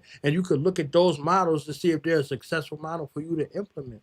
So if you look at volume 6, the content creators, the storytellers, which is a caveat to volume 9, volume 6 kind of goes together, like Matrix 1 and 3, right? So, or 2 and 4, however it goes, right? So volume 6 deals with the content creators, the entrepreneurs in that particular space, which is a caveat to this volume, who's in control of your narrative. Volume 7 deals with our education system, our educators. We ain't got to go all the way to anywhere to get philosophers, to get scientists, to get Right. someone with profound thought. We can go right to where we are. You see what I'm saying? So Right. volume 7 deals with our educators throughout time. Volume 8 deals with beyond the battlefield. We're talking about this war space, but what happens after we win? You understand what I'm saying? Like, Right. what happens? Is that even being considered? You know what I'm saying? So, see, I got Killer Priest and Niru the Four Fuji. You see what I'm saying? Collective, like one generation and the next. We heard Killer Priest on Fourth Chamber. Niru the Four Fuji. Shout out to her, amazing artist and talent. I'm gonna link y'all together, Red. Fourth Dope. Chamber. You see what I'm saying? She's the new version of Fourth Chamber. You see what I'm saying? So from one generation to the next, who's carrying on the traditions? Who's carrying on all of the things? You see what I'm saying? So you see it. So we used to hear them stories once upon a time. So once upon a time, once upon a time in the project, yo, you understand what I'm saying? Once upon a time, once upon a rhyme, however it goes. So however you tell your story, in what manner you do it, this is critical in regards to your own mastery, the mastery of your craft in regards to how you give it up for your offering for the future. So these volumes are here and they're available. It's 13 of them, and it's speaking to your past, present, and future. See what I'm saying? So I we no love the longer flip book victimized. game. Yeah, I wanted it. The ebook. Look, somebody love you, they might cop the ebook on the strength, but if they're gonna go through 100 something pages, you gotta have something for them. You understand what I'm saying? You gotta have something Right. for them to keep them engaged. You see what I'm saying? So you got the music playing. I got a video in every joint, different colors, different imagery, all of these We things. don't You hear see the what I'm saying? music. You know that, right? Yeah, I didn't. I had cut it off so you could see the pages. Okay. You see what I'm saying? So I'm just doing that real quick so you could kind of see what's going on. And again, these are all these different aspects. Each one of these volumes has something uh, tailor made, custom made. You see what I'm saying? You get here, 10 steps to publish and protect your intellectual property online. Like, we need actionable action steps. Like, it's a lot of rhetoric. They be like, yo, start up the LLC, you get rich. Like, nah, that ain't how it works. You understand what I'm saying? Like, you Right. got to know how to go and navigate through these processes. And then you can click on each of these and you can go to the website. See what I'm saying? So it's not like I did all of the heavy lifting for you. You're like, oh, what's up with this ISBN number? Oh, right here. Oh, what's ASCAP? Oh, boom, right here. Oh, what's BMI? Right here. You just click on it. You understand what I'm saying? Like, literally doing the work for you and giving you guidance for further research. See what I'm saying? Contracts, copyright, everything you need to know, royalties. You understand what I'm saying? So all of these things in regards to, action steps to build your empire, for your company, your media empire. These things are supposed to be able to survive you after you're gone. This is supposed to be a part of your inheritance for your future generation. And all of this began with your story. Your story. You see what I'm saying? So tell your That's story beautiful. and leave that legacy for your family so they ain't got to try to figure it out. You see what I'm saying? They ain't got to try to Right. figure it out. So they can inherit your legacy and add on to that legacy with your legacy. So when they call your name in libation, they'll call it in honor instead of repulse. You Right. understand?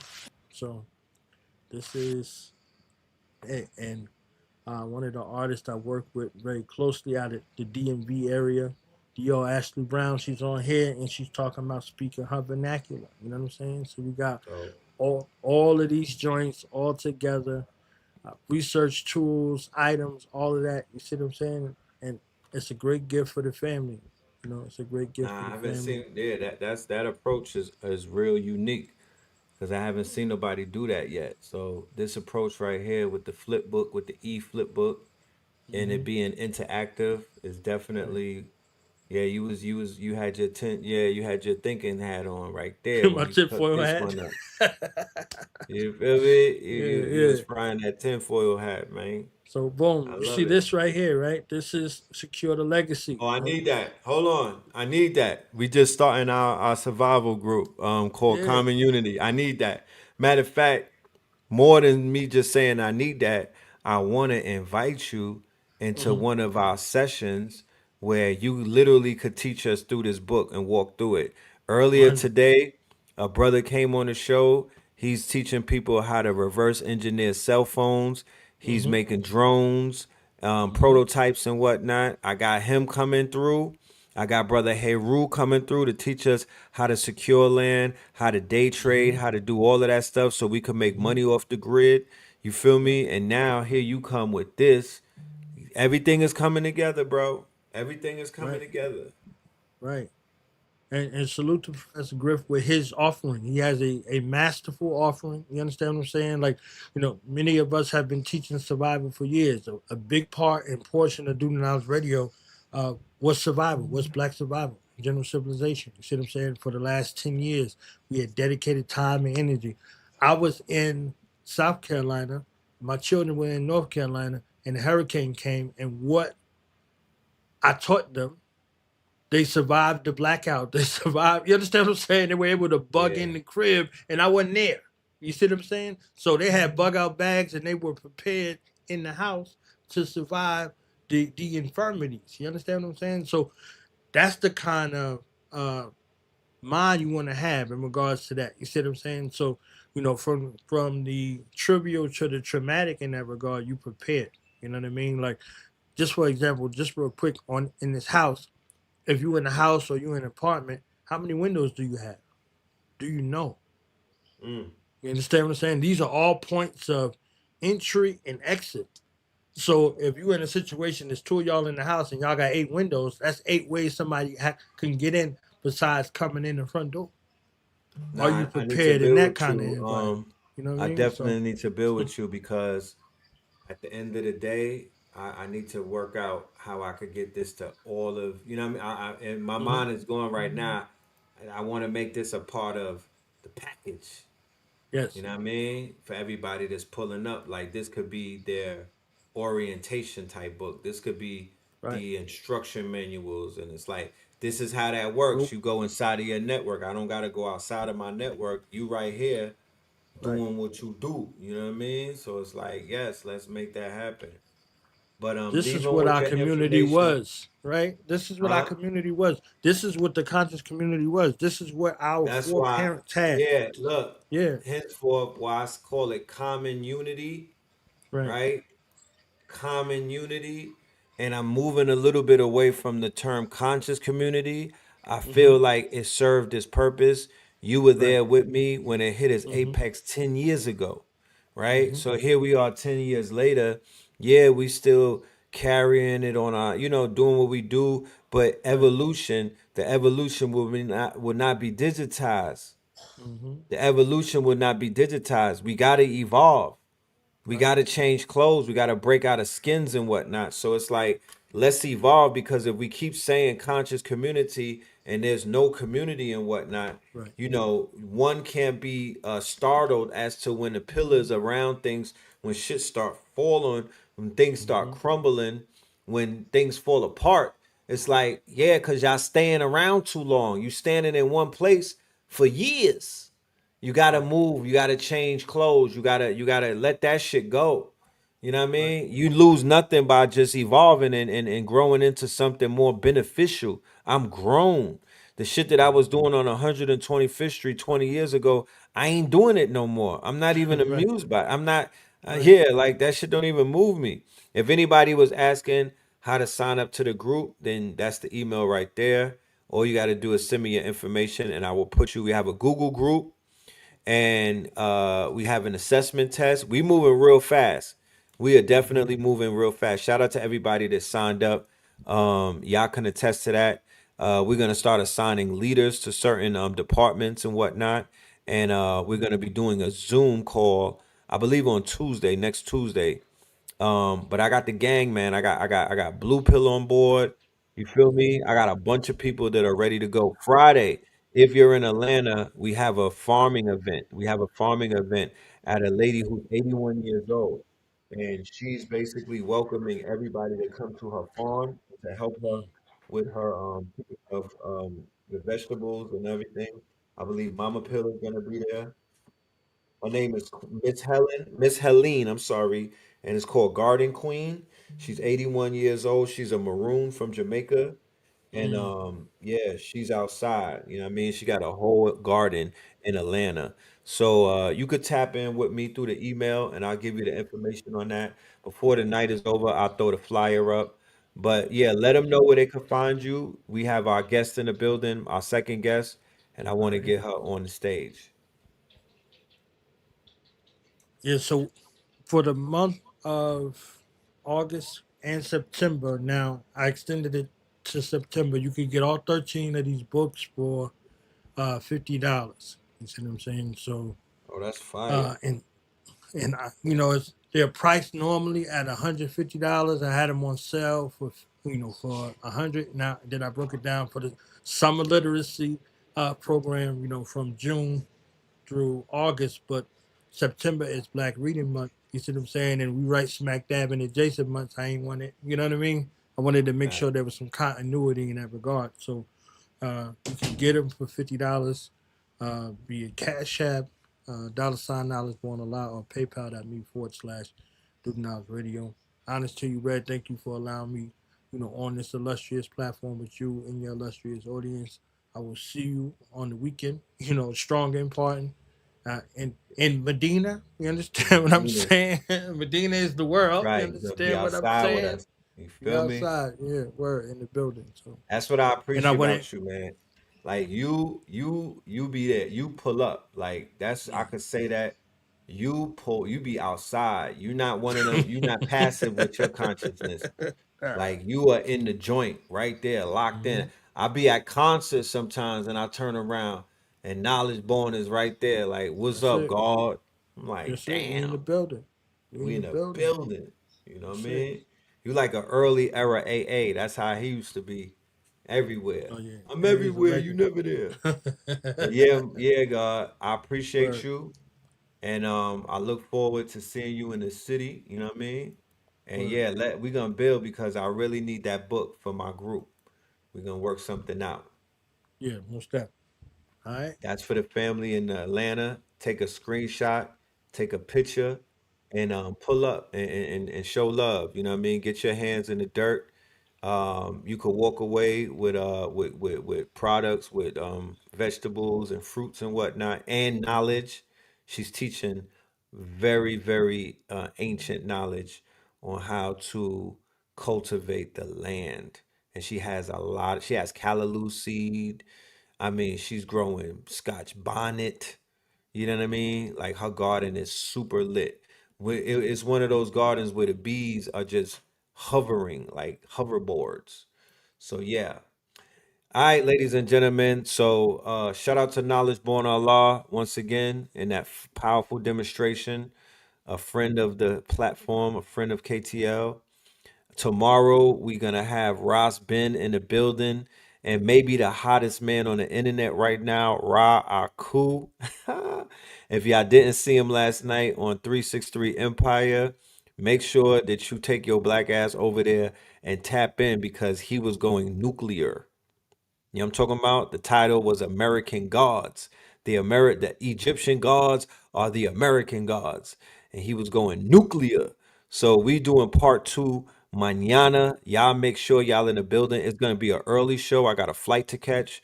So we're gonna be on an early show mañana. Maybe even as early as noon. You feel me?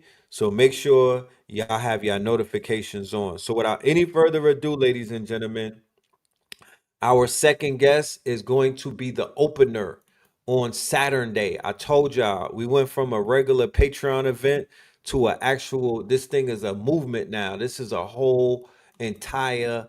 This is man. This I don't even know what to call it. All right, it's an event horizon. Okay, we're gonna be closing out Black Friday. I mean Black August. We're gonna be closing out the dog days of summer. We are right in the middle of Jason. You dig what I'm saying? We closing out the dog days of the summer. Labor Day around the corner. What a way! They say it's not how you start the race, it's how you finish it. We closing this damn thing with a bang. You know what I'm talking about? This sister right here, y'all may be familiar with her because she's been on the show before. I've spoken highly about her ceremonies. I was privy to being a part of the ceremony in what month was that? It was a few months ago. I went to a Iboga ceremony and this sister was the practitioner. All right. And it was one of the best ceremonies that I remember. I did 10 days in the jungle. You know what I'm talking about? And this event right here was better than that. You know what I mean? She's serious. She's about her business. She is a powerful, powerful medicine woman. She just came back from doing her initiation in Gabon, Africa. She'll talk to us about that. So without and believe you me, she has the formula for anybody that is brave enough and is willing enough to tap in and to create the God body. So without any further ado, ladies and gentlemen, I want to bring the owner of Angelic Alchemy, our good sister, Sister Ariel Williams, on the stage. Peace. Peace and love, family. What's up? What's up? What's up? Greetings. How you doing today? All is well. How are you, Red? I'm better now. We in the building. You know what I'm talking about? I was just here with one of the guards, my good brother, Knowledge Born Allah. I should have had him stick around. So I don't know if you know the brother. Have you met him before? Nah, I haven't. Okay, well, he has a powerful platform. He's a good brother. He does a lot of his research. A great network. So yeah, I'll definitely send him the video afterwards. But yeah, man, so good to have you here. First and Thank foremost, you how for are you having me doing back. today? All is well. Thank you for having me, Red. It's good to be on your show. I love coming on your platform. Peace and love to the audience. Thank you all for chiming in and tuning in. We're about to definitely dive into some really powerful information. So thank you all for being present. I couldn't agree more. I spoke to you the other matter of fact, you made a brief cameo on a Monday show with Brother Heru, the Monday Rising. I don't like to say morning, but the Monday Rising show. And yeah, you came on and you smoked that thing right there. Even to the point where one of our co-hosts, he wants to talk about bringing you on his show, our good brother Anthony. So, before we even begin, can you introduce yourself to my audience? I don't want to assume that everybody's familiar with you. Let them know who you are. Let them know what it is that you do, and let them know where you're gonna be at on Saturday, August the 29th. Okay, thank you. Peace and love. Once again, thank you for having me. I'm Ariel Williams. I'm the founder of Angelic Alchemy. I am a woman of many hats, but first and foremost, I am a forever student of nature, of life, and of the pursuit of happiness, elevation, and omnipresent awareness and oversoul embodiment. Okay, so a lot of my work is predicated around just developing different tools and strategies for us to be able to elevate in our mind, body, and spirit by way of sacred plant medicines, ancestral medicines. The slogan is Ancestral Tools for Quantum Transformation. We're in a quantum age. There's no greater time to be alive than now. So, with that, all of that being said, all of my medicines are predicated around quantum growth and quantum expansion, quantum development. So, yes, I am a medicine woman. I create my own ancestral line of alchemy and medicines. I'm known to make some very unique and powerful ancestral medicines that I source from all over the world as well. And as you mentioned, yes, I have recently taken my pilgrimage to Gabon, Africa, and initiated with the Bwiti tribe, who are the stewards of the Iboga medicine. And that was a really, really powerful experience. It was nothing short of a miracle and a blessing for me to be able to take that journey. I went over there by myself, I initiated by myself, And I came home in one piece and elevated and anointed with an even higher level of understanding of who I am and what my purpose is, and how we can all dive deeper into our oversoul and really just walking in our authenticity, you know? So, yes, definitely glad to be here, and I'm glad to share in my knowledge and understanding of things, and just, continue to ask these divine questions that lead to even bigger answers of clarity in who we are and what we're here for. So I was privy to going on your Facebook page, and I was able to see pictures of that trip that you took to Africa. But you said Gabon, correct? Yes. On a scale of 1 to 10, what was the level of difficulty that you endured on that initiation? If you want to share that. I would say a 10 for sure.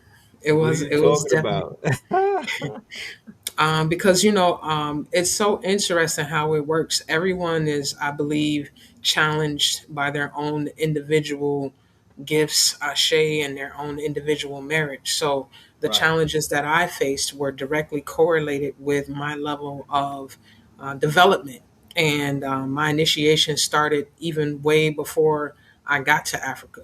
To be honest with you, it's interesting because I had been, no, well, first of all, let's start with why I even felt called to go over there.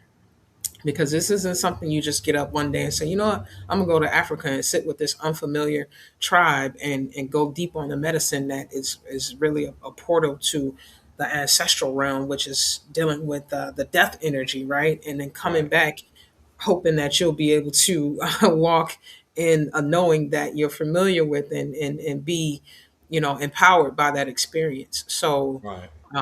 I remember receiving some of this beautiful medicine. I had a teacher that I was studying under, and they introduced me to Aboga. So I got introduced to the Bwiti tribe from this close business partner slash teacher of mine, and they sent me some of this medicine, and I immediately, just in honor of the medicine, chose to pray over the medicine, bless the medicine, and connect with the spirit of this medicine. And even though I'm saying medicine, let me correct myself. This is actually a technology. Before it was a medicine, it was a technology, right? Right. So I prayed and I asked for clarity and for the medicine to connect with me in spirit and speak to me. And I went to sleep with it under my pillow after praying over the medicine. And then when I woke up, I felt like I had been in Africa for 3 months. Like there were so many memories and experiences downloaded into my psyche that I was just astounded. Like I was even speaking some French, which I didn't even know that this country was a French speaking country. I Oui, was oui. told the origins of this medicine coming from the aquatic ancestors, the, maybe Lemuria and Right. Atlantis, and just connecting with the mermaids, and just going deep in the caves and seeing all of the tribal colors, standing on top of the hills of this sacred land and speaking with the Right. elders. I even saw African line dancing with all of the regalia and the feathers, the black, red, and white that the Bwiti wear, This was on which the this. What you saying that you saw this when? I saw this in a dream when I, Oh, after okay, after in a praying over vision the you had. medicine and putting Okay. it under my Wow. pillow, and it felt like I was just in ceremony, because it seemed like, from what I was seeing in a dream, they were celebrating my return as if I was just this queen that they knew that my return represented prosperity, not only for them but for the world. So it was just a very profound remembrance that started to come online just by way of the dream state. And I made it my business that I'm going to go, because at that point I felt called to really go deep with this medicine and pay homage and pay my respect, and really travel to the motherland to really connect with this tribe, and really learn the ways of this lineage and this medicine. But at that time, I didn't have the resources. I'm just like, man, ancestors, y'all gonna have to help me with this, because y'all want me to go away over there, but I gotta put my business to the side. I gotta do so many things to be able to afford, because not only is it gonna cost me time, it's gonna cost me money, which those two are interchangeable, right? Right. And I just didn't know where to begin with that. So over the course of time, it started to come to me that I would be to develop this particular unique form of medicine, which as you know, is the plasma regeneration regimen, which is a very regenerative type of medicine that I created. And within this medicine, it started to assist me in purifying myself and just continuing to develop my memory and regulate my nervous system, develop a level of pattern recognition in which I would say this January there was a portal. I'm sure that a lot of you all remember January 11th this year was like all ones, right? Yes, the 1111. Yep. Yeah, so that portal stuck out to me. And I just decided, I said, this is it. I'm going to go in on some medicine. I'm going to tap in and I'm going to see what comes of this. But I set some really powerful intentions to manifest the resources I need. I told myself I needed $15,000 in order to make the trip. Within a week, I ended up using the same pattern recognition that I was able to develop through working with these medicines and tapping in through that portal to manifest $15,000. And don't get me wrong, it wasn't just that was just all I had.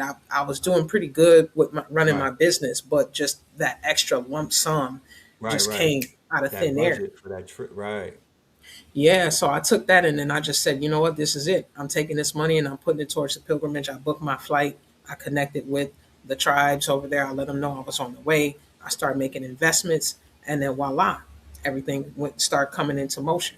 But as Wow. I went through just preparing for that experience, there was a lot of challenges that came up, a lot of fear, a lot of doubt, a lot of pushback. Like, it's dangerous over there. Don't go over there. Like there's political unrest. We don't have internet. We don't have social media because the government shut everything down. And I'm just Right. like, I just remember my dreams. Right. I know that I'm called here. So regardless of what they got going on, I know the Most High and my ancestors and my guides is going to cover me. And that was a part of my initiation. That was a part of the challenges that I was facing to see if I was actually really about that life of really following what spirit showed me and following that calling. Um, Mm. I remember applying for a visa and literally thought that my visa was approved because I had got an email, but it was just an email confirmation that I applied. So I got all the way over there to find out when I actually landed in Gabon, and this was like in the middle of the night, that no, Right. I didn't have a visa. And actually my visa was denied. So I'm What? in a country all by myself with people that speak a totally different language that barely can understand me. I also didn't have a yellow fever vaccine. We're not going on no vaccine at gunpoint, right? So Right. here you are in Gabon. You don't have a visa. You don't have a yellow fever vaccine. So they just said, "Oh, you don't have none of this. Go on to the side." But they were speaking in a different language. But I knew that they basically just dismissed me off to the side, and I'm just sitting off to the Right. side, like, damn. But there was a lot of prayer, a lot of meditation, a lot of rituals that went into this whole process of me even being able to get there once again. So I just trusted in the divine. And shout out to my aunt. I got an auntie by the name of Tracy Williams. She's my heart and soul, but she had been praying heavy for me as well. And She's putting in that work. I remember her asking, Most High encamp your angels around her and make sure that no harm befalls her and things of that. And I'm just remembering that my auntie was praying for me. I was praying for me. The dream had called me and all of that. So I'm nervous as hell, but at the same time, I'm still like, you know what? I'm not going. I know that I'm supposed to be here and I know I'm gonna be good. So there was a man that saw me and he actually just so happened to speak French and English, and he saw the whole transaction of how I got pushed to the side and they wasn't letting me through. So he ended up speaking to them in their language, and then the people from my Airbnb, which that was a whole nother story because I even had to switch my Airbnbs because I booked the Airbnb and then I reached out to them to just double check and make sure everything was good, and they weren't responding. And this was like 3 nights before I got to Gabon. So that had me on edge and nervous as well. So I ended up booking a whole new Airbnb. But the people from the new Airbnb, they were like divinely aligned to host me because When I got there and they found out the situation, they connected with the guy who was able to speak English, and they were able to speak English, and they spoke to the people who were like running that whole, you know, whatever you call their facility where they're, checking everybody in and approving people to come into the country, and they just expedited me to the front of the line.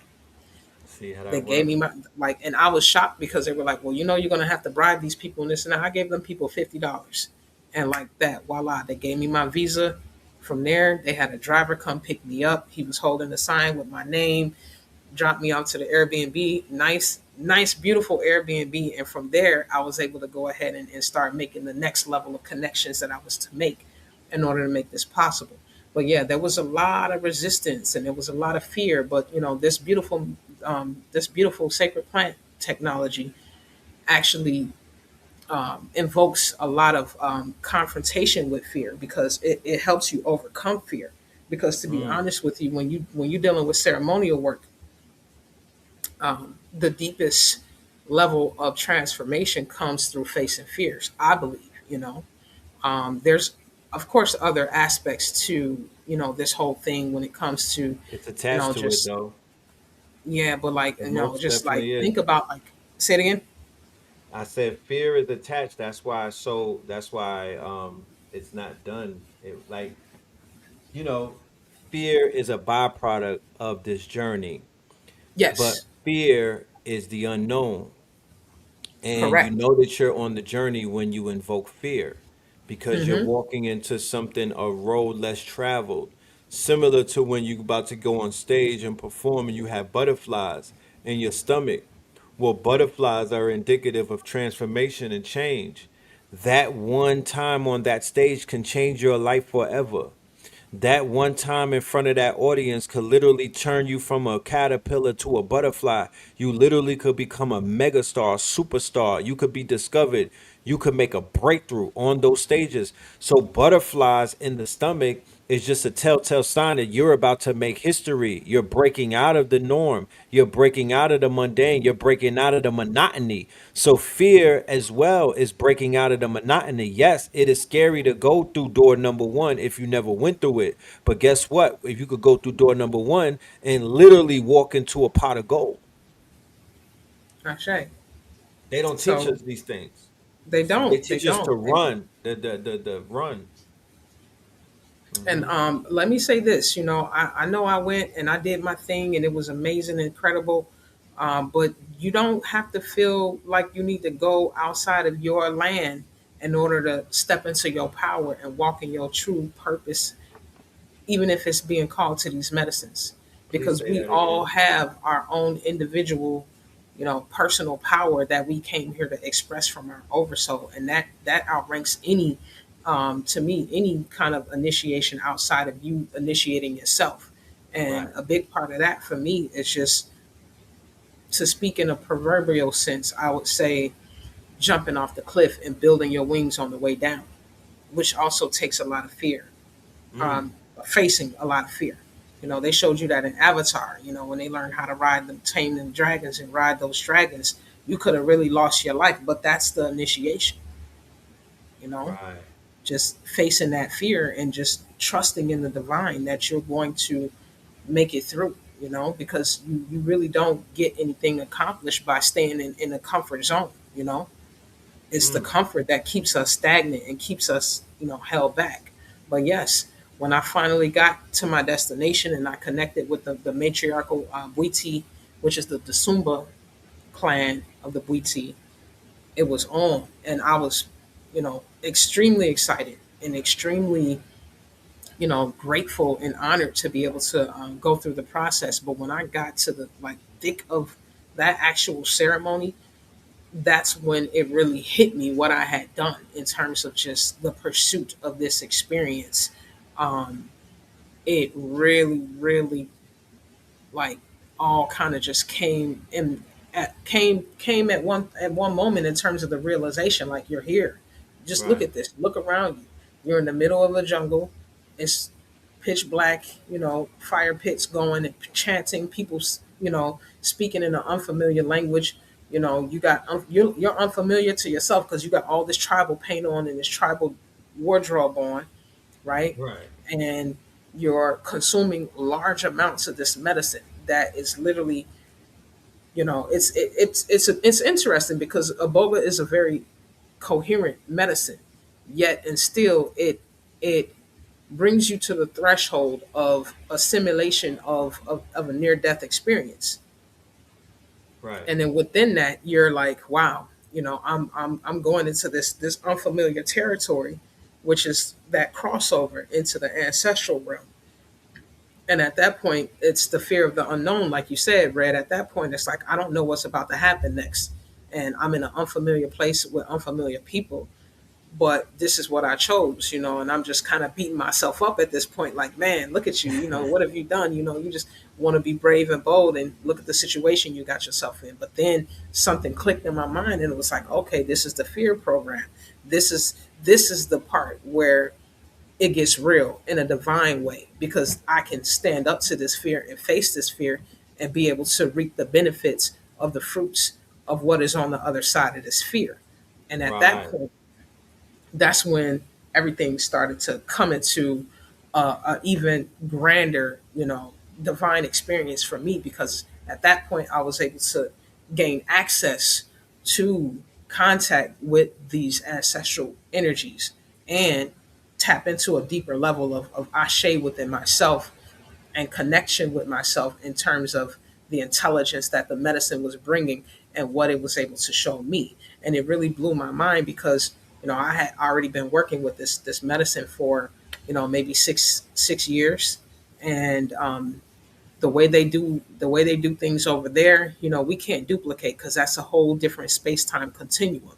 So it was literally like a time traveling experience for me, visiting, our distant relatives. But at the same time, in that space, it was just really eye opening to me, how fearless that they are, because it takes a lot to really surrender to the medicine because you literally get fed this medicine nonstop. Like I must have ate, um, I would say 25 times the normal amount that I would eat in a, a In a a sitting. ceremony that people would be known to do here in the West with that sacrament in terms of what they consider a ceremonial dose or what they call a Yikes. flood dose.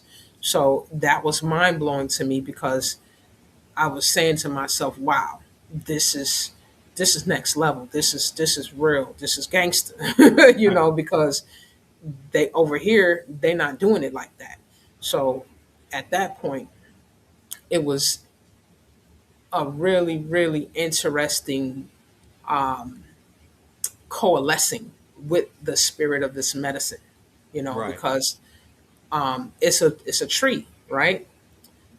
And because it's a tree, I was able to at that point once I got over a lot of that fear, um, tap into the intelligence and the technology of the tree. And let's just say this: a tree is not a tree; it's just your agreement to call it a tree, right? Mm. But Wow. Okay. for the sake of just really giving light to what I experienced and what came online within me, because I can't share all the aspects of the ceremony because it's very sacred. However, what I Right. feel is important to point out and to notate is that um, we have always identified with trees in ways that aren't always, how can I say, whole, you know? So Right. this brought everything into perspective. You ever seen a movie where you're looking at like a holographic image of two things and then they overlap and then they Yep. become one thing and you see the synchronicity? Yep. So that's what started to happen in my vision and understanding. So I literally became one with this energy in this Right. in the tree. And it was showing me the boga tree, the human family tree, the Mm. iboga tree, the physiological tree, meaning the Right. body as a tree. Like so, I saw my The bones. nerves. Yeah, like my bones were like the stumps of the tree, and my nervous system were like the branches of the tree, Right. are the roots of the tree. Like my Right. I've limbs seen were the that branches before. of the tree, right? And my nervous system were the roots of the tree. And then I'm seeing the placenta as the beginning of life, of the tree of life, right? Because when you look at a placenta, it looks like a tree inside of this round sac, right? The veins. Right. So I'm seeing all of these different synchronicities, and I'm like, wow, there's no separation between me and this holy tree. So the sacred tree of life had activated within me at that point, right? And it was just incredible because now I was also able to see that the nervous system is the roots of the tree, and other trees communicate with each other through the roots, meaning that if we're, the same because of the as above, so below, or as within, so without, Principle. my nervous system affects everyone's nervous system around me and vice versa, Right. because we're all trees communicating through our nervous system, right? And that's why the brother Ankara was so adamant about calling the nervous system the calm system, correct? Ashe. I've been Ashe. hearing a lot about the nervous system come up a lot, yo. And it's a big deal because that's one of the first secrets to actually developing higher faculties, and a lot of us don't really recognize that. And another thing, all these years we've been taught that the biggest and most fastest and cleanest path to manifestation is through positive thinking, like law of attraction type knowledge, right? Right. But you can't think your way into um, you can't think your way into a higher timeline, right? You really have to. It has to come from your nervous system first and foremost, because your nervous system is speaking louder than your thoughts. Because Mm. it's constantly emitting a frequency that represents your entire biofield. It's the core of your auric field, and Right. the universe doesn't give you what you want, it gives you what you are. And what better gauge than the nervous system to detect what frequency that you're on, regardless of what your thoughts, because you could have a thought and then a fleeting thought can come, that these thoughts are fleeting, in other words, and thoughts can come in that are low vibrational in conjunction with the high vibrational thoughts that you think you're projecting, because your nervous system is still speaking louder. So seeing that my nervous system was so regulated, it felt like I was at peace in the midst of chaos, because it's like all this loud drumming and all this stuff going on, which is just, a way for them to be able to hack through and break down all of the walls that your subconscious mind puts up naturally from being in an unfamiliar place and having kind of a little bit of a nervousness, whether you think you can help it or not, in your conscious mind, you know.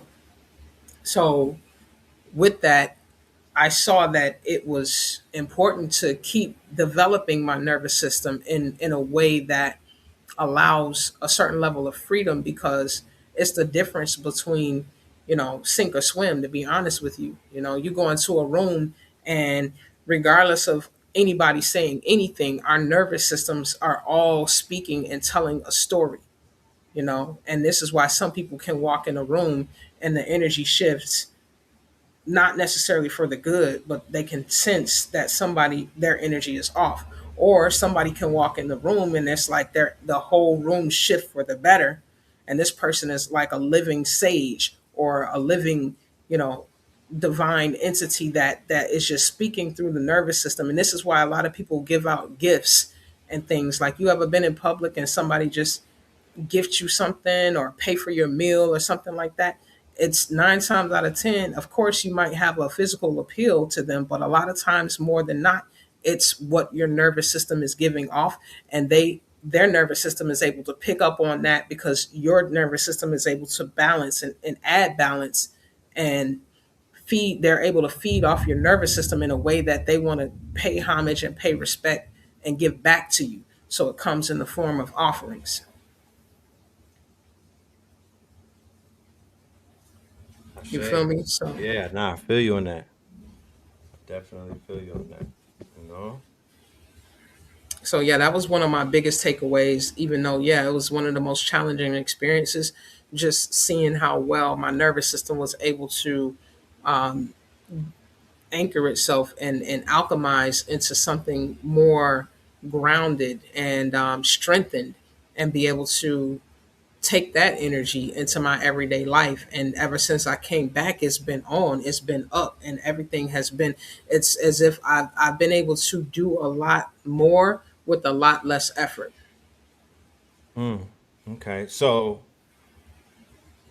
when I was in Florida at the ceremony, was that after your trip or before?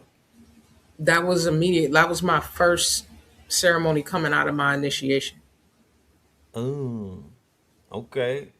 That's why everybody was there. It was like a family reunion, and everybody was coming through to support and show love, because they know I had just come back from that initiation, and Okay, I okay. was given. You feel me? So all right, so that's probably why that energy was the way it was because man, I came back to the show, I came back to the platform and I talked about it. I was like, family, you feel me? I done went through a ceremony. I'm on a ceremonial run right now. You feel me? I'm doing the big dog shit. But I shared with them how comfortable how professional it was first and foremost, how comfortable everybody was made to feel, the fact that we had people from KTL fly in from Hawaii last minute and be a part of it. So I was sharing, I was sharing in ceremony with people who are literally with KTLians and whatnot. So that meant a lot to me that they were taken care of and that it wasn't janky and whatnot. It made me feel better. It made me look better, and it just made everything good. You know what I mean? So I definitely recommend if anybody's out there and they want to experience something in the states and even outside the states, because I do believe that you have something in Hawaii coming up, correct? Yes, we do. And those Hawaiian KTLians are going to be in the building for that. They was like, Oh "Oh yeah. no, sister, we have to come through." Shout out So to I'm my grateful to Hawaiian be there. KTLians and whatnot. Y'all lit. Yeah. It's a lot. It's more of them than I even knew. They lit, and they active too. So shout out to Yeah, all of y'all, you know what I mean? they The tapped Lava in tribe. heavy too. I'm The proud of Lava them. tribe. So let's change gears a little bit. You feel me? Let's turn things up a little bit. I just wanted to establish some familiarity with you in the audience. There are people that are familiar with you because you did come through before with our sister prior to we were talking about the ceremony. I remember that. Yeah, and it was wild because remember when the hummingbird showed up? Now I'm rocking them. You feel me? The hummingbird whispered, right? Oh, you got yeah, the hummingbird was literally just chilling on like landed on you and whatnot. If my son knew about that, he would faint because he's a hummingbird aficionado. We got a hummingbird feeder in the backyard. My son would be in the window, all the way in the kitchen, with the Wow. phone, zooming in, taking pictures of hummingbirds all day. Like he is. When I tell you, we call him Birdman Junior. My son is in love with birds. He's going through his bird phase, right? But like hummingbirds was the bird that he fell in love with, which made him fall in love with all of the bird kingdom. So, and I know how majestic the hummingbirds are like bees, right? Of the If bird they kingdom, will not basically. hover around energy. They're not flying. They're vibrating and whatnot. And they're majestic. They go in all directions. So they're quantum. They could fly backwards. They could fly sideways. They could fly up, down, all type of thing. They move in quantum. They move in like qubits And and they whatnot. only eat nectar. They only drink sweet nectar. That's their Yeah. food. So that I remember when they came back from like Lowe's and whatnot, and they put up the hummingbird feeder. They was pouring liquid in it, and we got another bird feeder in the back, and I'm like, where's the damn grains at? Like, what do you feeding hummingbirds electrolytes? You know what I'm saying? I didn't know what it was, and they was nah, the hummingbirds drink nectar, and this is liquid nectar. So yeah, I learned something that day. Um, I want to turn it up a little bit, right? There's something going on outside right now in society. I don't want to make it gender specific because it really is not. However, there's a disturbing trend that I'm beginning to see where women are beginning to, quote unquote, their nervous systems are beginning to somewhat be compromised. And there's a collapsing in society right now where people are literally snapping. And it's not a regular snap where, remember, there was a movie with, what was that movie with, my dude, what was his name? Michael Douglas. He had on like glasses and he was in LA and he like snapped. He had like a briefcase. I forgot the name of that movie, but he it was a movie that came out in like the 90s and whatnot. And dude just snapped and then he just went crazy and whatnot. But it's not that type of snapping. Falling down was the name. Thank you. Falling down. It's not that type of snapping. There's a new level of snapping where people are taking the whole families out, right? There's a trend in that. I want to know from your perspective and from your research and from your just your spiritual sight that you have. Um is there somewhat of a collapse of society right now, and can it be attributed to spiritual or dark spiritual forces taking people over, sort of like how parasites take over the host? Indeed. See, this is the thing. There's a lot of people in the holistic community that speak about parasites, Yes. um, particularly like bodily parasites, right? But the thing is, we've been programmed and we've been conditioned to just see things on a third dimensional level. Um, we have not really, as a collective, gotten deep enough into acknowledging our totality of existence in terms of our energy bodies, our spiritual bodies. You have so many layers to your body. Of course, you got the system of chakras, right? That's just one layer. Then you got an emotional body, you got a mental body, you got a psychic body, then you got like even a higher body than that, you know. Right. Um, Parasites have been able to attach on to these bodies just as easy as they were able to attach on to the physical bodies. A lot of times, these parasites are even more predominant than the physical parasites that people feel they're fighting off. Etheric parasites is what I call them. And that's what a lot of people are dealing with, entity attachments or, parasitic thought forms and parasitic, this is one of the biggest wars that have been waged on our people. Yes, the food has been poisoned and we're picking up parasites through the food, but we're also picking up parasites through the music and through intimacy or sexual encounters and Wait, wait, um, wait. Say that again. You said we picking up parasites through the music? yes. That's interesting. Wow. Okay. Yeah, because they're thought forms that are parasitic. These thought forms, when you really break down the type of expressions that are coming through these so-called artists, they're programming you for failure. They're programming you to do parasitic things. You feel me? They're not Yeah. programming you to vibrate high. Parasites, Yeah. they lurk in darkness and they vibrate low. This music is very dark for the most part. They're telling you to steal, to kill, to be promiscuous. These are parasitic thought forms. These are not coming from divine ancestral figures. You know,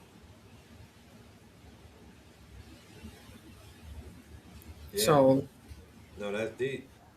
yeah, and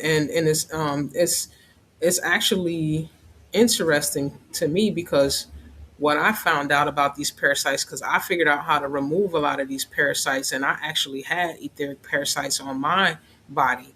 Who's to say I still don't have a degree? Because just like the physical body, you can't always get rid of parasites 100%. There's always going to be some type of level of parasitism living inside of you. Parasites are primordial. They've been here since the beginning, just like we have, right? Um, But when I removed a hefty amount of parasites from my etheric body, one of the symbols and signs that showed up was, and a lot of the messages that I get, especially being a Pisces sun, come through the dream state. And I just remember, if I tell you the story, what happened, I had went into ceremony with these particular medicines that was extremely powerful. And it was I woke up in a dream state in the mansion, but this mansion, it felt like it was my home. It was very familiar, and I was really pissed off because I saw a lot of people in this mansion that didn't belong there, and I was kicking them out like, "What the f are you doing here? Get the hell out!" And it was just random looking people, like a young black boy, older Asian lady, middle aged white lady, just like five different random entities in the form of people that were just chilling in my mansion. And I'm like, nigga, this ain't your crib. Get out. So I kicked them all out. As soon as I kicked them all out, this giant Medusa looking lady starts walking up on me like I'm a snake and I'm gonna F you up. And I told her, I said, "Bitch, I'm a snake too." And I broke her neck, and then she just like dissipated into a puddle, splashed, and just disappeared right in front of me. Damn. Then I woke up, and the shaman who was taking me through, he even asked me, he said, "Was you fighting in your sleep last night?" I said, "Yeah." I'm like, "How you know?" He said, "I saw." He was like, "Man, good job." I said, What was that?" He was like, "That was etheric parasites." And it was crazy because ever since that day, my creativity went up, my like ability, like my life force went up, like my ideas, like I had so much of my power and my natural ashe that came back Right. to me. And I It just felt came like, back. yeah, I started making all kind of, actually that's how I launched my brand, Angelic Alchemy. That's really the story behind how I ended up coming out with Angelic Alchemy, because I was able to actually hear the voice of the divine and the ancestors a lot clearer after that ritual. Right. And one of the first things they told me, because I was at that point still trying to figure out who I was and what I was here to do, and I literally prayed, and I heard the voice of the ancestors and the divine tell me, "Start with your name. If you want to know who you are, look up your name, research your name." Yo. And then huh? Yeah.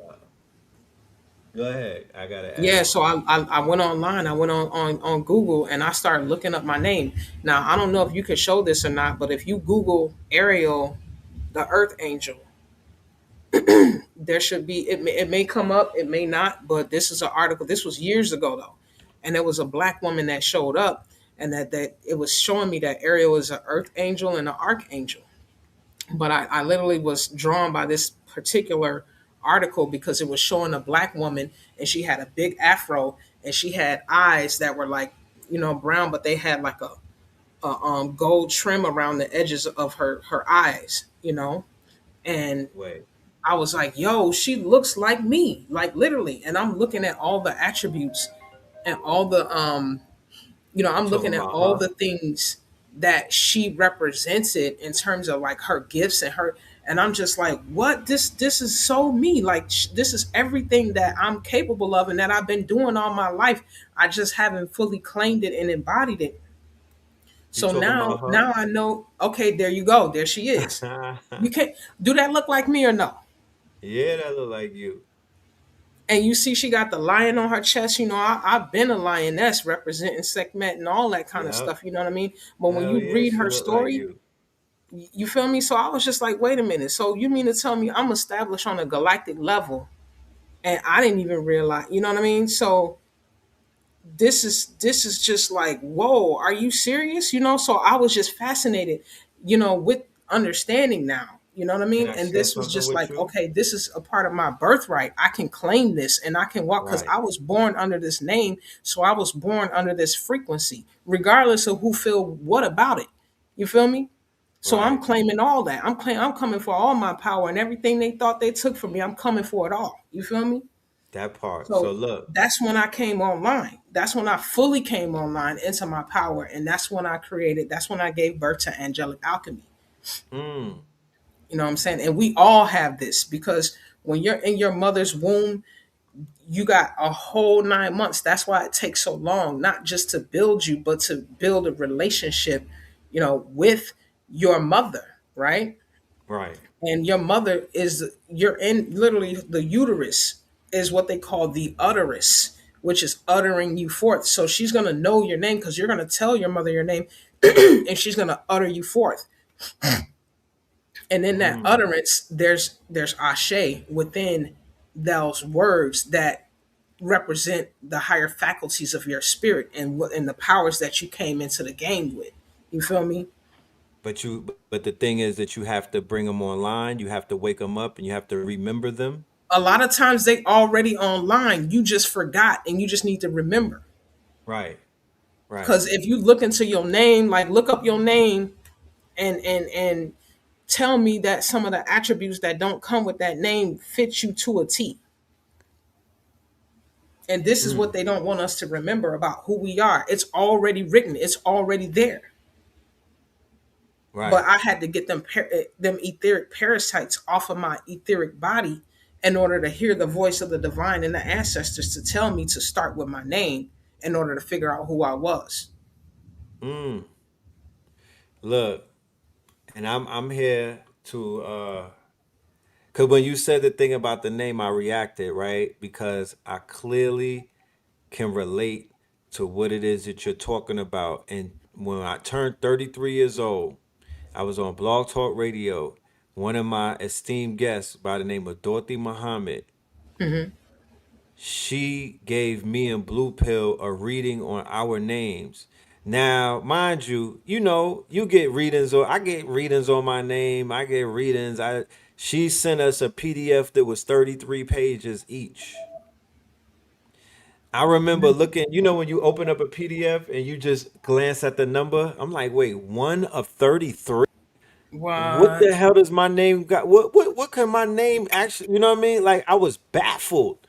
So this is when I found out that Philip, right? Before I even get into that, do you know that your name, this is something that our audience was able, that's why I love my KTLians. Your name, Archangel Ariel, because you are an archangel, Right. right? That's undeniable. Your name means lioness of God, and you tend to the natural world and the physical universe. Yes. Yes. And that's why you see who I have behind me. I see you, Sekhmet. There you go. Right? You You know? are who you was before you got here. And I Exactly. always say to people, really what this journey is about, when you go on this hero's journey, you're literally just collecting memory pieces, infinity stones that's only gonna solidify and is only gonna stamp what you already know. It's just qualifying it. That's all this is. That's why they say, man, know thyself. It's a personal journey. And the people that you meet and the experience that you have, all that is to remind you that you've been doing this shit. You've been on point. You've been winning this game. You just Yes. was doing it sleepwalking in some situations. But back to my name, this when I found out that Philip was really red pill. I was like, wait a minute, huh? She was like, yeah, Philip, PHI is phi. Phi is Greek for fire. Fire is red. LLIP. She said, you don't got one L in your name. You got two, like Cool J. LLIP turned around as PILL. That's Bill. So Whoa. nestled inside of your attribute, a name that used to be embarrassed of because it was a European name and a biblical name, inside of a name that you didn't never really want to utter or claim. I never wanted to say Philip. Hey, what's Right. your name? What's your name, boo? Philip. Next. What man? That wasn't hitting in high school or junior high. It just nigga's name was Dontavius, Quantavius. You know what I'm saying? And I'm Philip. And that's a direct, clear path to shadow work. You know what I'm saying? Like that's Yeah. if any of y'all wanted some shadow work, homework, study your name, front, back, side to side. You know what I'm saying? Because there's a lot of people that might feel, ashamed of who they are based on their name, and they change their name and stuff like that, and they discredit that and disown that when all along that's where your power was hidden. You know? Mhm. Yeah, man. I was blown away. Oh, I but let was, me I tell, was let me drop this one on you. Cause like, okay, so you know I'm a Pisces, right? right. That's another reason I know I'm supposed to be here. Cause to be born under the sign of Pisces, and my name is Ariel, and the Little Mermaid is literally, a fish, right? Right, right, right. However, when you look into the cosmology, or what do you say, the mythos of Ariel, the Little Mermaid, if you look at that and you compare that to the Lion King, it's really the same story. Mm, speak on it. Because think about it, Ariel, lioness of God, right? So Right, lion, right, right, lion right. queen, But Ariel was a young princess running from the kingdom and being deceived by her evil auntie, and the Lion King was a young prince running from his kingdom and being deceived by his evil uncle off his Right. throne. Off his throne, right. Same It's a story. hit, right. It's like this hero's journey, man. Yes. And it's Oh interesting man. because Ariel's father, his name is King Triton. My father's name is Trenton. Can't make this up. Can't make it up, right? They write in your story, right in your face. Yeah, so these people know who we are. You know what I'm saying? So they They send these study us. parasites at us to make us forget and put us out of our psyche. But that's another thing to it. A lot of these illnesses that they put on us is really like supernatural abilities and gifts told or experienced in reverse. Right. Interesting. So thank you for that beautiful segue because I want to speak to you briefly about and we're gonna do a full show. You know what I mean? The family and the audience. I don't even need them to tell. I'm just reading them the comments, and we got to bring you on for an entire platform. We're gonna platform you and get a whole show, right? Hmm. Um, I've spoken to you about herbs, right? The medicinal herbs, the traditional herbs, versus not really versus, but I've spoken to you about people running to the herbs and running away from the minerals and the compounds and those things that neutralize the body, right? And how much of a detriment that is when it comes to like, you know, basically just tapping in to your powers.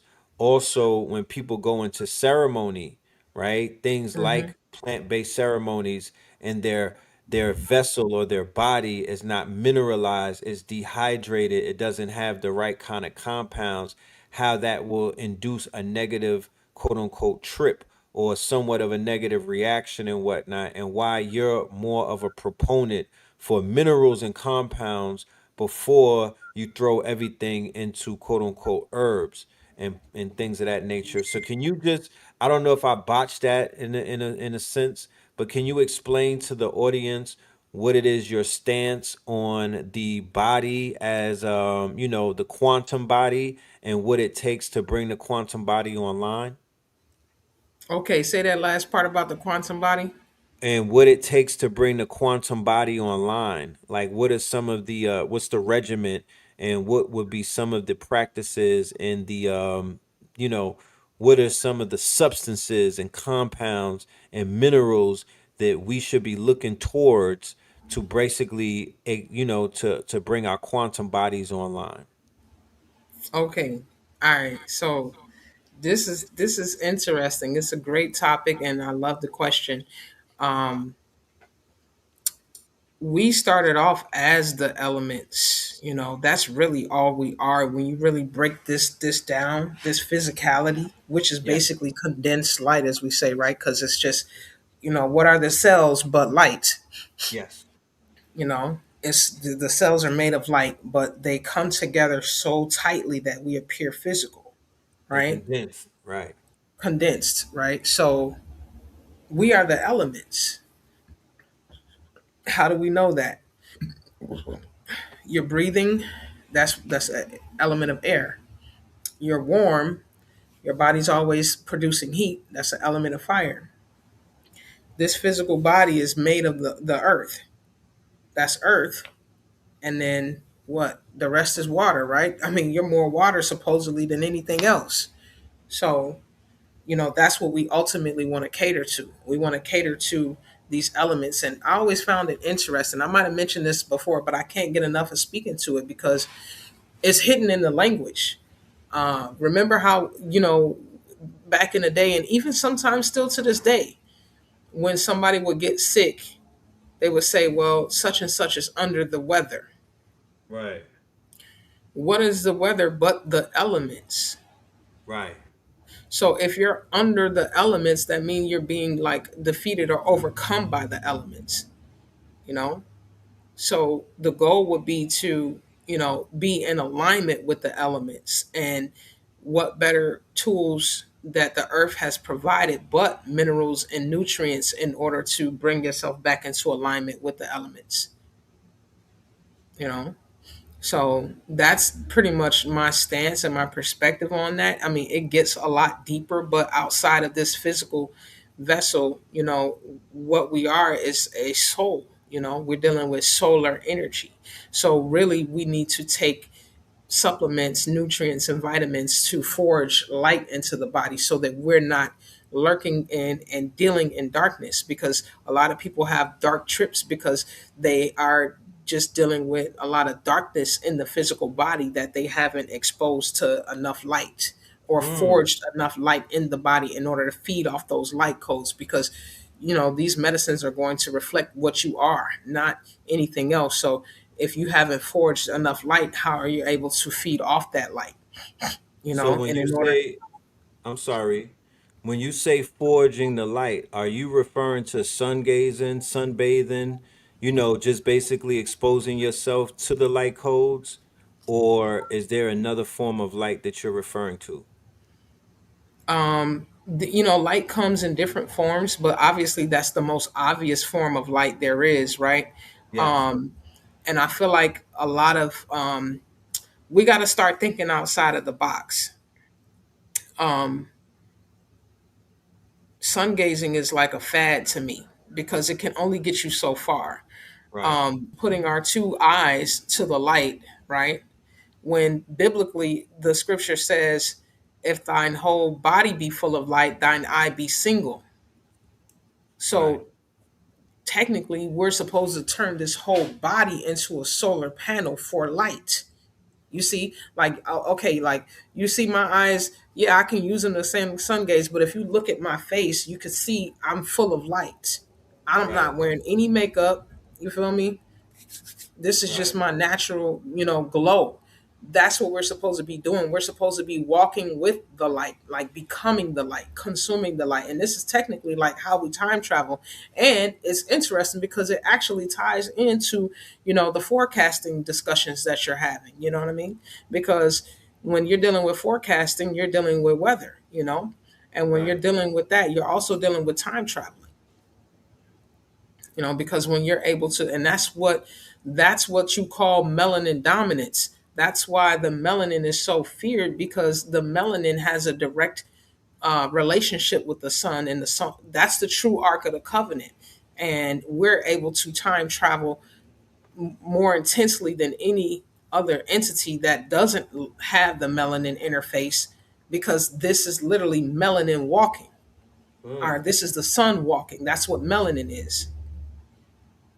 Okay. The sun walking. Hmm. Oh, you talking that shit tonight? I see. Okay. That's what we doing. Oh, we We gonna cook shoot. We tonight. shooting You feel me? threes. We shooting threes from the bleachers. Nah, that's beautiful. They say they love your skincare routine, skin glowing and whatnot. You know what I'm talking about? Well, I'm gonna reiterate what I said the last time I was on your show and this was brought up. It's not my skin so much; it's actually my blood that you're seeing emanating through my skin, and that's where my regimen comes in, which is the plasma regeneration regimen. Right. I mean, my skin was glowing before I came out with this regimen. So I honestly, this might sound a little far fetched, but I feel like I'm literally sharing my genetics with humanity at this point, especially as a black woman. Henrietta Lacks was just code word for black people. Right. It's a way for them to speak about us without us knowing that they're speaking about us, because Right. we're correlating it to an individual when they're really speaking on to a phenotype and a species of beings. My younger brother just talked about that. I dead ass on 3 Milli podcast. KT the Archer See, Breed just talked about we that. we we starting to remember. We coming online. We coming to the same conclusions, and that's where this was what they was fearing about this age is that we're going to start coming into agreement and coming into alignment with each other. You feel me? Right, Because we all starting to see but we're seeing through the lies and we're seeing the truth for what it is. And because we're all able to make these connections and it's echoing back and forth and reverberating through, our, like you say, common unity, because right, we can all agree on that, that's actually what dictates to the forecast. And right. that's a part of the message that I'm going to be bringing when I come to speak in New York this Saturday at the Nicholas Bookstore. Is that we dictate the forecast by way of our ashe and our energy. We change the weather with what we choose to project and come into alignment with, because we know the position that we're in, which is superposition. Oh, super And I know position. you know about superposition. Yeah, I'm a twin, you know? So Ashe. that quantum is that's my everyday experience and whatnot. Wow, that's interesting. I like that. So for individuals such as myself, if I want to get my skin glowing, 'cause I got a little bit of glow, you know what I'm talking about? But I want to glow. You know what I mean? I want to glow up like Glorilla. What are some of the routines, or what would be something that you recommend that I start doing? And is there any kind of do you have anything in your kit that you would recommend that I start to take and start to get my blood clean like that? Yeah, the solar ascension. But like, if you okay, so let me give y'all some game. You don't need to necessarily buy my products. Get you some high doses of D3, right? D3. Um, get you some magnesium and some K2, and get Yeah. you a bunch of B vitamins. Get you a bunch of the B vitamins that glow gold. You know, anything that has a real gold hue to it, because that's really what we looking and we seeking for when we eating these different foods, and Right. honestly, like a lot of the fruits and vegetables that we consuming, they're not as potent as they used to be in the old world, because the soil over here has been tampered Compromise. with, the food has been tampered with and modified and things like that. But the basic elementals within these foods is these supplements and these nutrients and these vitamins. So if you're just making a beeline and incorporating this while you're still eating that, that's the best route. But when you're able to consume the right supplements and nutrients, these type of vitamins, like I said, the B vitamins that are like this bright orange, like the sun, you go to the bathroom and you notice that your pee will start to turn bright yellow, bright orange. Right. And that's the color that your pee should be. If you're peeing, people think that their pee is good when it's clear. No, your pee is supposed to be bright like the sun, because your urine is a form of plasma, which is why when you go to the hospital, they take two things, your blood and your urine, because they're both forms of plasma. Now, if your urine is bright orange, then it's safe to say that your blood is also going to be bright orange, right? And that means that your blood is starting to get brighter. And that makes it even harder for parasites to survive, because they like to lurk in darkness. They don't like to lurk in, bright environments. Yeah, they So do not like that. It's like yeah, so vampires. you're making your plasma extremely bright, and then it's emanating through your skin. Mm. Sister said, um, "Hello, Cocoa Minds, full of abundance. How you doing? How you doing, ma'am?" She wants to know, for those who attend, are questions going to be allowed at the lecture? I'm asking you. I would answer that and say, of course. Even for those that are on the live stream, we'll be taking questions, and during the lecture, we want everybody to be able to have their questions answered and also to interact. And if you're physically there, I'm sure that our good sister is gonna have one-on-ones with anybody that's in the building after she opens up. And you also have something that you want to share with the people that I'm sure that will have them smiling about what they'll be gifted with on Saturday when they walk through the doors at Nicholas. Yes. Nicholas is finna Oh, I'm turn sorry. into. I'm sorry. Before we get into that, can you list those names of vitamins one more again so everybody could write it down? Because that was a thorough list. And then we could get into what they have to look forward to when they walk through the doors. D3, K2, in particular the MK4 and the MK7 of the K2 family, magnesium, and you got a plethora of different magnesiums out there. So don't just get one, just research the different ones. You got intercellular magnesium and all of that. Then, and keep in mind, um, the intercellular magnesium is going to help you pull in the light codes from the sun. See, I'm an archangel, so I deal with the light codes, and I bend light, and I know how to bridge light from the solar energy into the human biofield. So I was shown that the magnesium in all of these different forms help magnetize the light in once you open up the photonic receptors. Niacin is a really good one. That's going to give you a lot of ATP because it's going to put that lightning, that voltage in the body. You know what I'm saying? Then the B vitamins. Look up. It's about at least like I would say 14 B vitamins, but a lot of them are very orange, but the B vitamins are very powerful. Vitamin A is also really good, but you got to be very moderate with that because it's a really potent retinol. It's actually even more potent than vitamin D3 when it comes to synthesizing the sun through the photonic receptors, right? They call them the D3 receptors, but before they knew about D3, they were photonic receptors, and if you actually Google or look up on Chat GPT, another word for vitamin A is going to say retinal. What is a retinal but a lens? So you need to put retinals in your body. You need to study retinals and start forging retinals into your bloodstream in order for your photonic receptors to open up so that you can start forging in more light. And once you start forging in more light codes, you'll start to get more cognizant of this is how genius was invoked within. This is the secrets that they don't want us to know about the melanated beings on this planet. This is why we had such a advantage in all sports and all arenas of geniusness.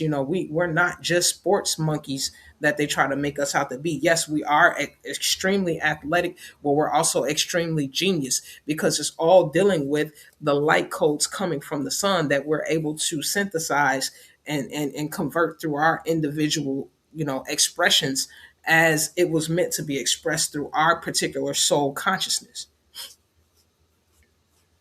Okay. Beautifully said. Now, can you share with us what gifts does the New York family have to look forward to Oh, when you come to yeah, New that's York right. and bless them with your presence?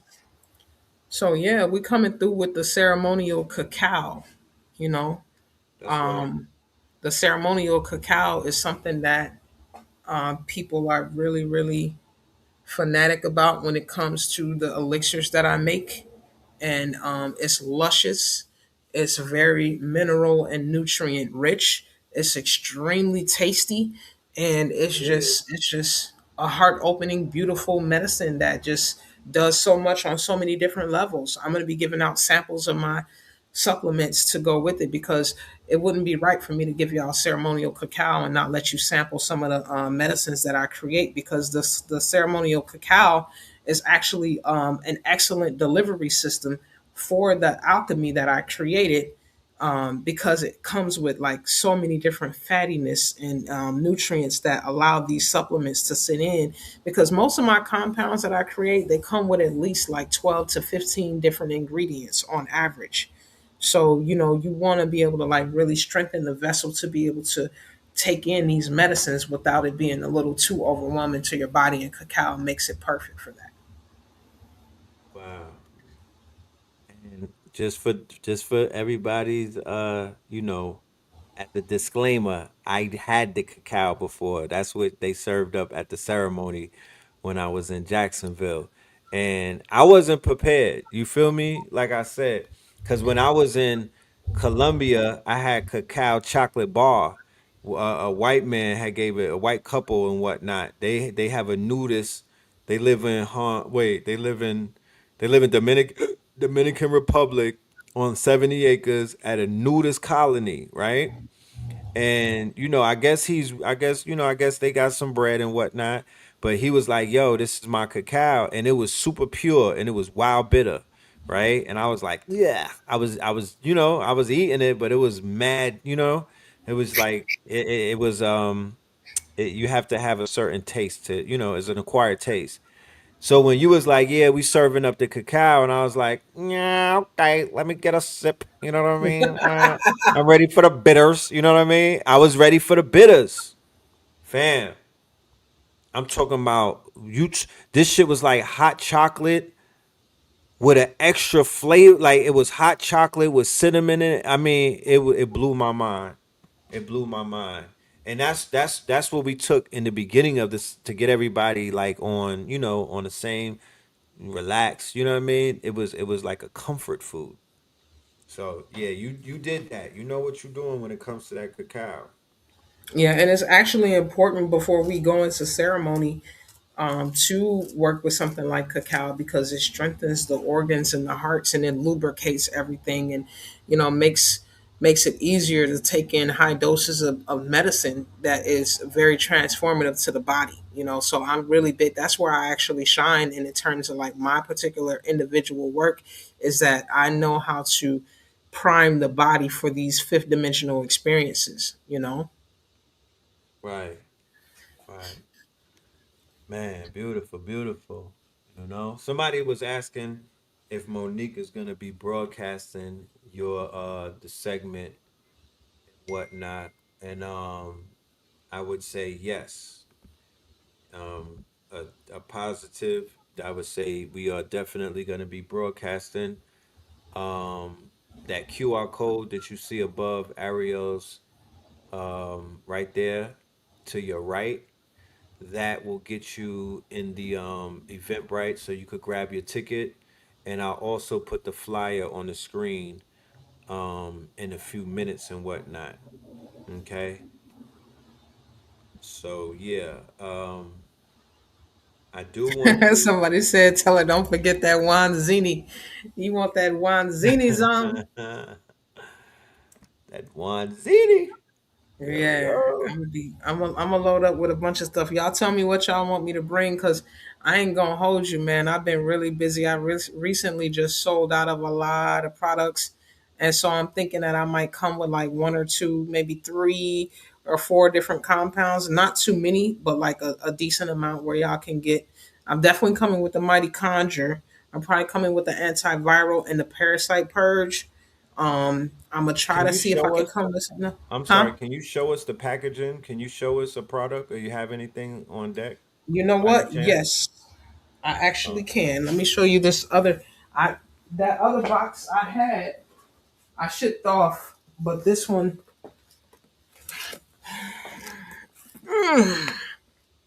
So this is a kit that I sell that is called the yes. Plasma Regeneration Kit. You see, ancestral tools for quantum It's backwards. transformation.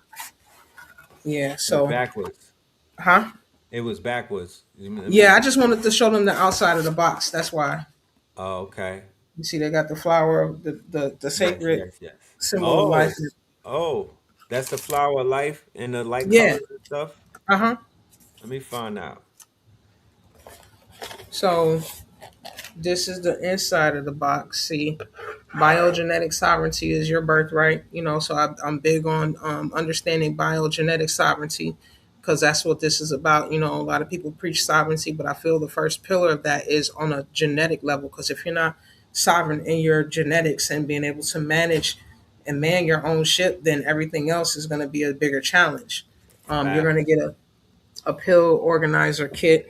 I hope y'all can see. I know it's kind of bright, but The plasma basically, regeneration regimen. The yes, plasma regeneration. Oh, so there you go. That's gonna get my skin popping. The plasma regeneration. And there's a exactly. regimen. Exactly. And you see Oh it's the yeah, color, it got all the colors of the of the rainbow, which is the color chakras. of the chakra systems. You feel me? Damn. So, Yeah, from the sign root me to the up. crown, Yeah, you sign feel me me? up. Yeah, yeah, yeah, yeah. And yeah, because this is not only gonna, tune you up in the physical, but it's going to tune you up in your spiritual body. And remind me, I want to break down the different layers of our existence in relationship to the divine so that you understand, where we're at.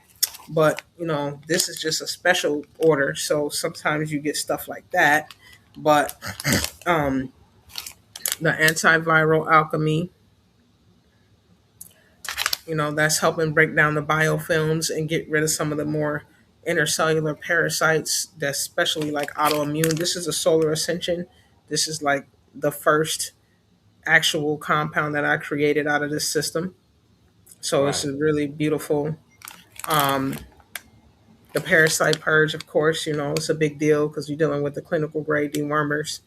But y'all Mm. see this, so now y'all see what I mean, right? This got the D3, the K2, the magnesium in it, but it also got a lot of B vitamins in it. It's got some other secret stuff in there too. But you see how like you're dealing with the solar energy.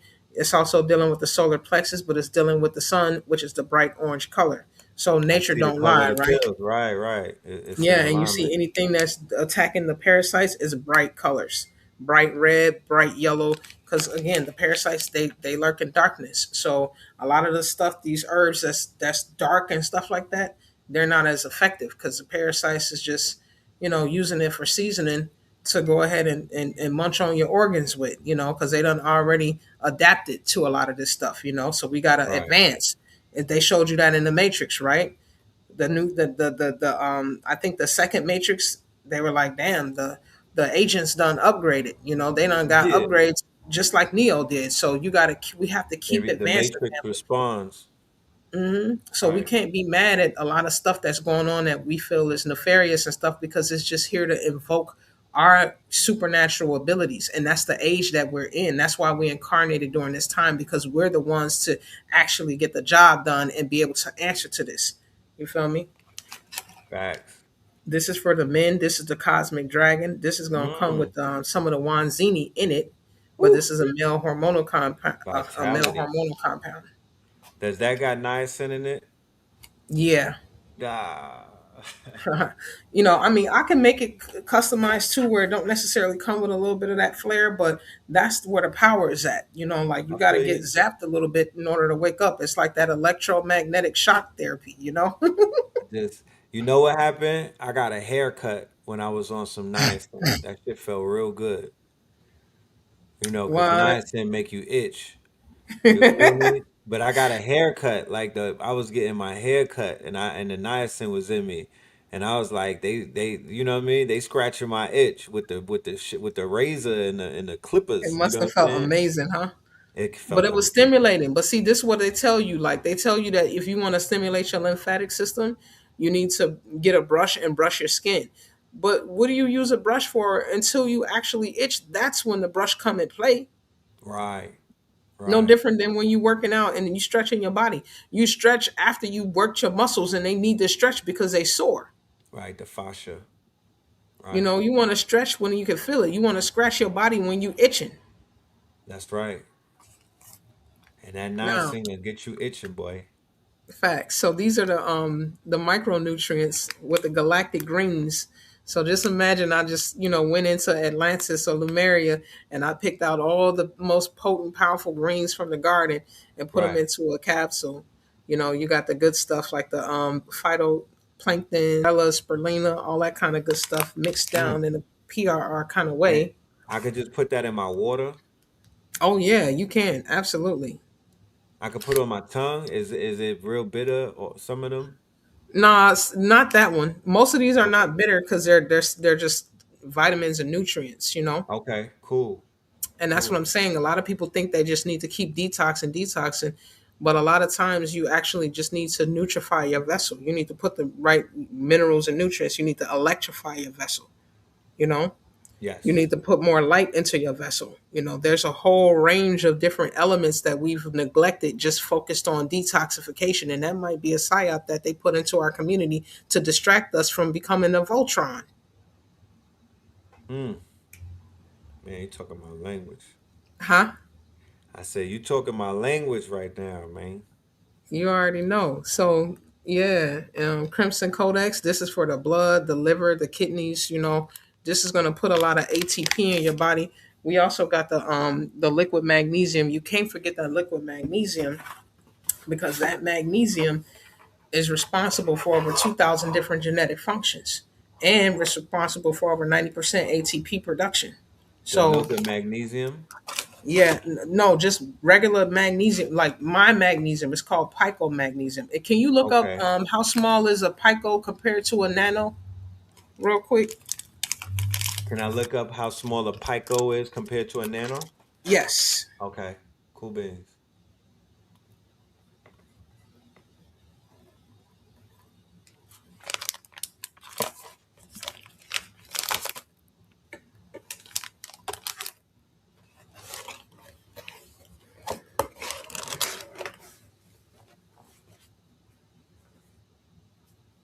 All right. So a nano is 1 billionth of a unit, 1 billionth, and a pico is 1 trillionth of a unit. Damn. Ashe. So if you dealing with pico technology, you going way deeper than nano, That's like because you're Ant talking Man, to, Ant like, Man, Ant Man. Right. yeah, the real underworld. So that's how my stuff hit. So the Mm. magnesium I got is the pico. It's a All right. pico mag. So when it goes in, it literally slips directly into your cells instantly. So, and Yikes. that's pretty much a capacitator for all the other compounds. You know. Yikes. Man, you got this shit figured out. Look, family, I want to see in the chat who is going to be in the building on Saturday. Let me see your emojis. If you got yourself a ticket already, or if you know that you're going to be getting a ticket and you will be in the building, especially if you're going to be there live. Let me see some emojis in the chat. Let me see who I'm talking to and whatnot.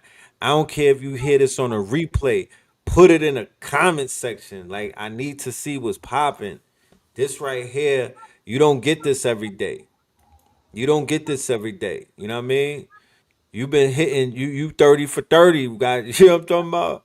You 30 you sending everything back. You know what I mean? You 30 for 30. We I could go band respect for it. band. I respect the science. I respect that shit. Like for real, for real. Like you literally you make it sound very easy and very doable.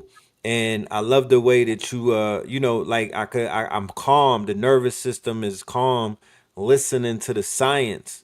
And it's like it's not just calming me, it's making me eager to go ahead and do that thing. So I shaded that. I really, yeah, I appreciate the way that you bringing this information. I do know that you have another show in a little while, so I'm not gonna hold you for long. Like I said, we're gonna be in New York turning it up, and then you'll be back on the show, of course. Delivering the fire. I would love to see you and brother Heru. You know what I mean? On the court, Wimbledon, going back and forth. That couldn't even be on the tube. You know what I'm saying? The sentience and the they gonna be algae rhythm is gonna be alerted. Wait, they're gonna be together. But I would love to see that. That would be so fire. Let them know once again though where it is that they could find you. What I put your website up there so they could tap in with you. You know what I mean? And just let them know all of that information, please. Yeah, so we're gonna be at the Nicholas Bookstore. We're gonna have some fun. We're gonna have some good medicine, some good cacao. We're gonna be chilling. I might even tap into some other modalities that we can explore in order to, like, just really, balance the nervous system and regulate things, because I feel like, yes, the supplements and the herbs and, the fifth dimensional medicines are excellent, but we need to learn how to just tap into this vessel and regulate things without any of that, in case we just need to just know on a foundational level how we can work this beautiful machinery that we've been given. And, I just want to thank you, Red Pill, because, you have a way of bringing the science out of me in a way that is very unique to your level of wisdom and ashe and understanding. So big up to you on in that regard, because you also make me feel very comfortable to share some of these secrets. Sometimes I get interviewed and talk to people and I kind of freeze up or shut down because it's something in my spirit is just blocking me from sharing some of this information, because it's a very, very sacred. So I commend you for doing the work and being on the level to be able to channel this out of me, because it speaks to a level of elevation that you naturally possess. And, I appreciate that about you. That means a lot, Ashe. And primarily because I'm more of a hands-on type of person. Like if I've worked with you and saw the magic, if I've witnessed the magic, then it's going to come out more organically and authentic. So I sat in ceremony with you. I've seen your work. I've seen your magic. I've seen what you could do. You feel me? So yeah, this is just natural, and I really and I've been talking I've been talking to you, to the family over the months. So I'm just very enthusiastic that they really get to see you again and see what you out here doing and whatnot. The elders, the goddesses, the young brothers, the old heads, the OGs, everybody who needs to see an example of what it looks like to be living in your truth and to be really in the soil doing it royal. I'm just glad that they get to witness that. Gratitude. Thank you. Thank you for having me. For Thank you to sure. your audience for being able to be so receptive and, ask these beautiful questions and just, be able to resonate with what we're putting down, because this not everybody can receive this type of understanding. So, I appreciate you all for being a divine reflection of what it is that I'm able to express, you know. For sure, for sure. Leave them is I put the website up there, angelic.alchemy.net, right? Yes. And This is the it through. used to be .com, but somebody stole it. They out here trying to imitate and It's all all that. good. It's all good. We get them one in a boga trip. Before we even leave, let's talk about the legalization of Ibogaine and how people may confuse that for Iboga. Because you That's got actually President really Trump heavy. and RFK in them. All right, that'll be the show that when we come back, we'll tackle that because I I want to mean, I make could the give a brief distinction. little, since you put it out there, but we could go deeper, Yeah, yeah, and But also default. If we're gonna talk about it, let's get into also default DMN, default mode network. default mode network, yes. So one thing at a time. But just to answer the first question you had, like when it comes to ibogaine, okay. So iboga is the full spectrum plant medicine, right? Within that, you have 12 alkaloids. That's the scientific explanation for these intelligences that live within this medicine. I call them 12 ancestral spirits or 12 Right. deities that you can engage, that all have different roles and play different roles in being able to alchemize density in your biofield and your physical body. They're literally brain surgeons and, you know, spiritual surgeons. They're able to do psychic surgery on your whole entire light body, these energies that live within this medicine. But ibogaine is one of the 12 alkaloids. I Okay. call them abogaloids, right? Okay. So what they've done in the West is basically stripped it down to that one in particular alkaloid out of the 12. They've isolated it and Right. have used it as a derivative to target people with opioid addiction. And it's the number one rival to opioid addiction. It can remove opioid addiction within 12 to 24 hours or even up to 48 hours, depending on how severe the person's condition is. yet it comes with a caveat that it has implications to challenging the heart. And people have been known to have cardiac effects. So basically, just to simplify it for you, what happens is there's a way that the heart is beating, and they measure it by what they call a QT interval. And what that Right. is like if you ever see on a monitor the heartbeat and it goes like this. EKG. Right. Yeah. So basically, what it does when you take Iboga or you take Ibogaine, it basically elongates it to where it's like this, and then it goes like this. It makes it longer before that little jump, Okay, that for jolt that jump. happens. It extends Right. the QT interval, which makes it dangerous. That makes it a dangerous territory. But when you're dealing with the full spectrum root bark, you're not dealing with that much of a challenge, because you have all the other 11 alkaloids to stand in the fold as guardians over this experience, so that you're balanced in how you're experiencing this medicine versus just taking that one isolated alkaloid, and it doesn't have the backup of the other 12 elders in the room to be able to keep you grounded and keep you protected mentally, spiritually, and physically. And our ancestors understood that, which is why they never took this Okay. and perverted it or extracted it and did other things with it, because it Right. needed no help. It needed no alterations. It was already whole, and it was already, Iboga is a holy medicine. That's why they call it Iboga tabernanthe, but it's meant to be taken whole. And when you isolate it like that, now you're getting into a different territory. So I work with the full spectrum medicine. I don't work with, but if I were to work with that, just like I do with the Iboga, I use the magnesium, the picomagnesium, because as you all know, magnesium is responsible for over 2,000 genetic functions and 90% ATP production. And it also helps regulate the heart. So if Right. somebody is having any extreme heart challenges, you put that magnesium under the tongue and it could almost literally stop a heart attack instantly. And yeah, somebody Right. said medicine versus drug. Comparing Iboga to ibogaine is like comparing cocaine to the coca leaf. Right. You know, Right. being that the coca leaf would be, Herb. synonymous with the Right. Iboga, the full More spectrum, indigenous.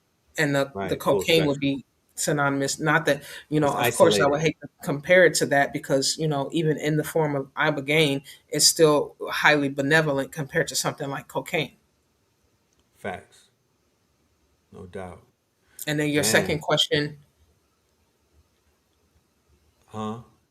you had a second question after that, after you mentioned the ibogaine. Um, let me think. I want to know what are some of the what is the preferred? What do you prefer for anybody that's trying to regulate their nervous system? Do you have any tips or minerals that you are recommending for the regulation of the nervous system?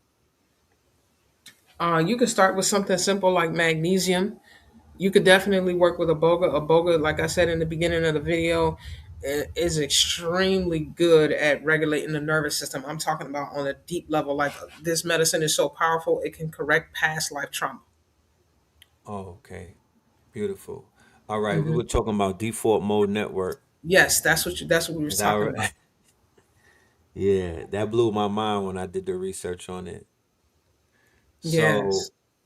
currently, we are all in default mode network, and what that is, ladies and gentlemen, that's the default mode that all of our brains are in while we are considered to be in the matrix, and we're all on this frequency and whatnot. And I'm not gonna say all of us, but what you would call the majority of us. Um, when we tap into the plant-based medicine, when we do breathing work, when we meditate, and when we defocalize, what we do is we begin to wake up that default mode network. And it's been shown through brain scans and whatnot, different parts of the brain wake up, right? Different parts of the brain is dormant, different hemispheres will begin to light up, right? So one of the things that iboga and ayahuasca and bufu and some of the stronger ones do, is that it completely activates the entire brain or parts of the brain that are very powerful. So I just wanted you to speak on the default mode network and how important that is to at least once in your life, get out of default mode. Okay. So yeah, so default mode network, that's basically like living within a veiled existence in reality. That's what this is. And when we break out of the default mode, that's pretty much going beyond the veil. Or another way of seeing it is breaking the fourth wall, Mm, right? right, So when you're able to break the fourth wall, that's when you have access to the fifth dimension. right, And within the fifth dimension, that's why I call these fifth dimensional medicines, because within the fifth dimension, there's a higher level of seeing everything as one thing. And that's why people relate it to seeing God or connecting with source and things of that nature, because um, God, quote unquote, or the all there is a omnipresent beingness right, and oneness. And when you're able to see things from a state of oneness, then you're able to gain more access to everything that you put your intention into and your energy towards. And you're able to just be able to move in the space of grace and move with ease in the midst of chaos, because you see in everything, you see in everything the connection in everything, and everything, right? right. The oneness, The oneness. So that oneness is like a state of peace, like unconquerable peace, which is the original state that we came from before we took on these bodies, you know. right. Um, and I Henceforth, while the also, if babies you don't cry. mind, yeah, I did want to break down like a concept of like how I see like and identify the the whole like the multidimensionality of who we are, because I think that is also a part of understanding going beyond the default mode. Okay, go ahead. So basically, that was something I was shown in meditation one day when I asked and prayed for understanding the connection between myself and source and this whole existence, this divineness and this oneness. And I was shown a bullseye. And within the bullseye, I was shown the bands and what they represented. So the outer band of the bullseye was the physical body, this gross body, quote unquote.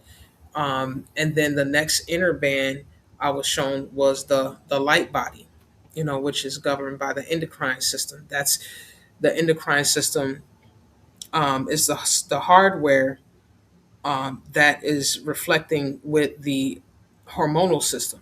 That is pretty much the gateway to the light body. How do we know that? Is because the pineal gland, which is a part of the endocrine system, is also the third eye chakra, which is a part of the light body system, right? Right, So that's how you know the second inner band, which is the light body, is the next closest thing to this physical body. But it's the first stage into getting back beyond that default mode and into that more light, cold, oneness source energy.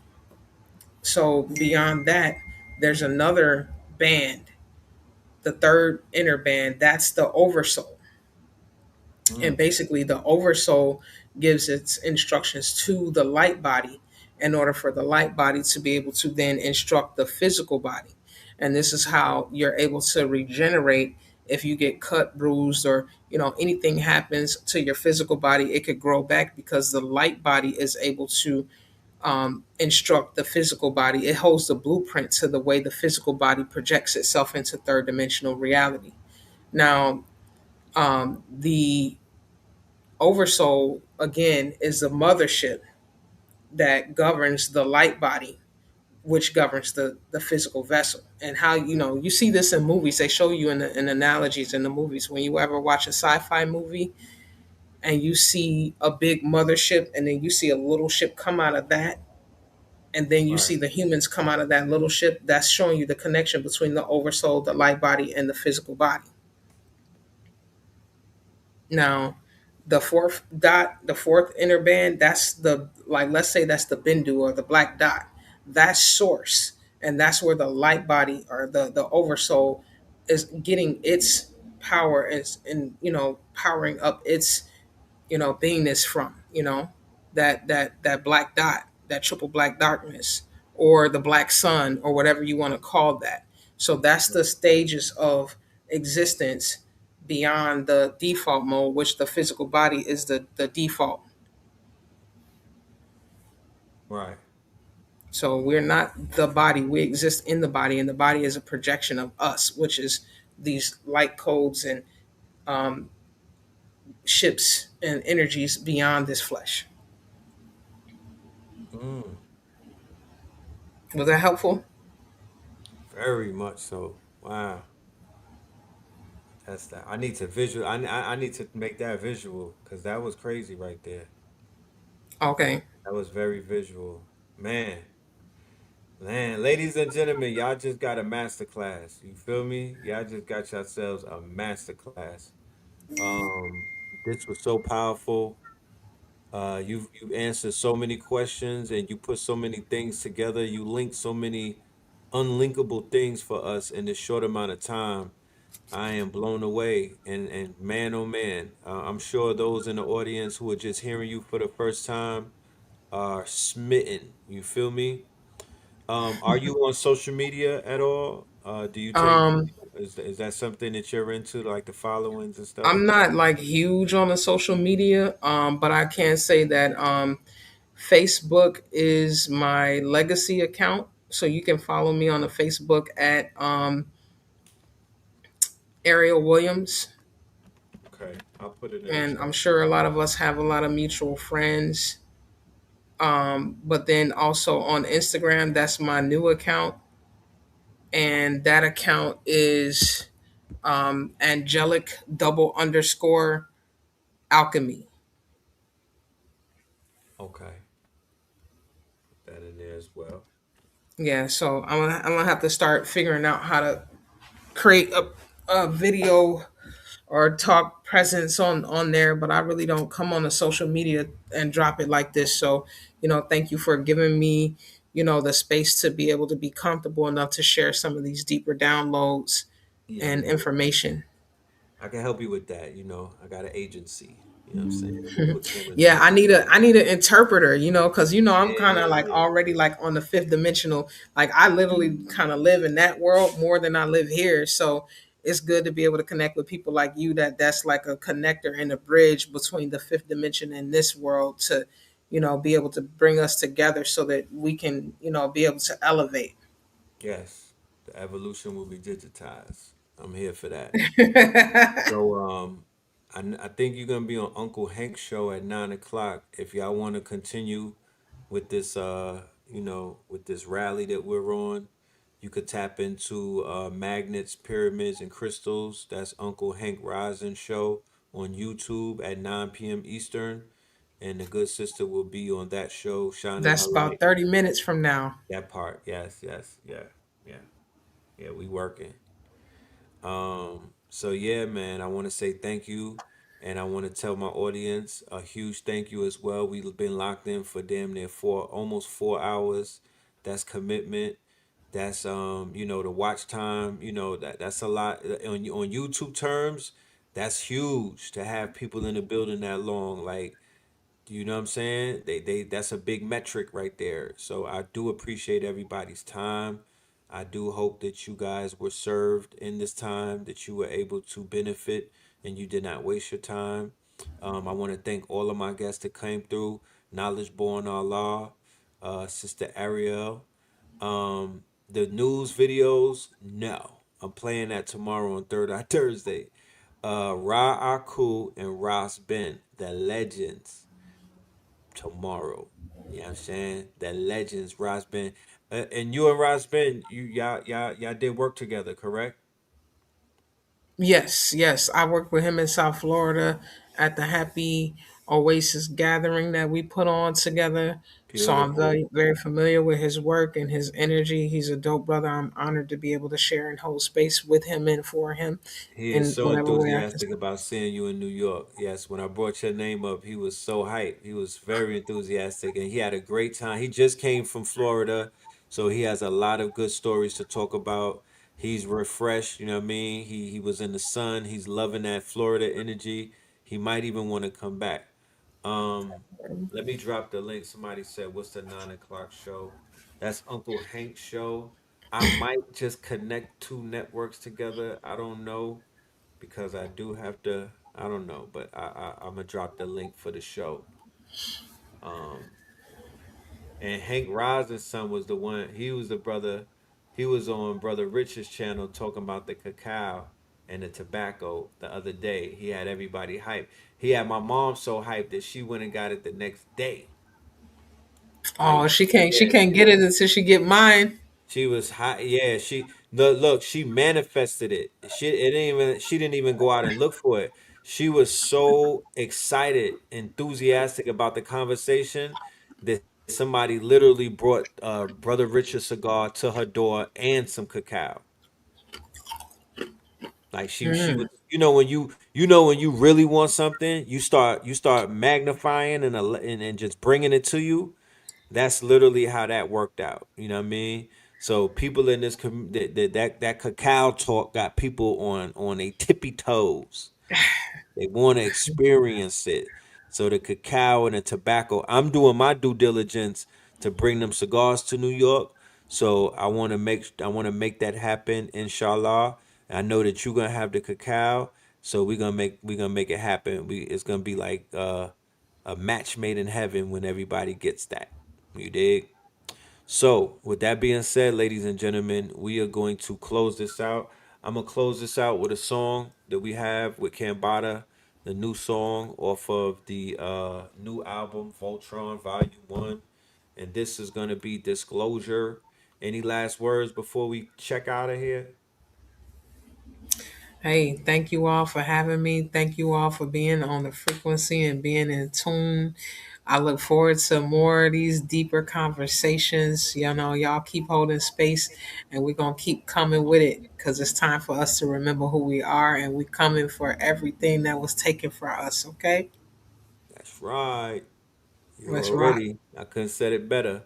All right, family. With that being said, peace, love, and light. Make sure y'all grab y'all tickets. It's in the QR code right there. We are going to close this out with Disclosure. Peace. Peace.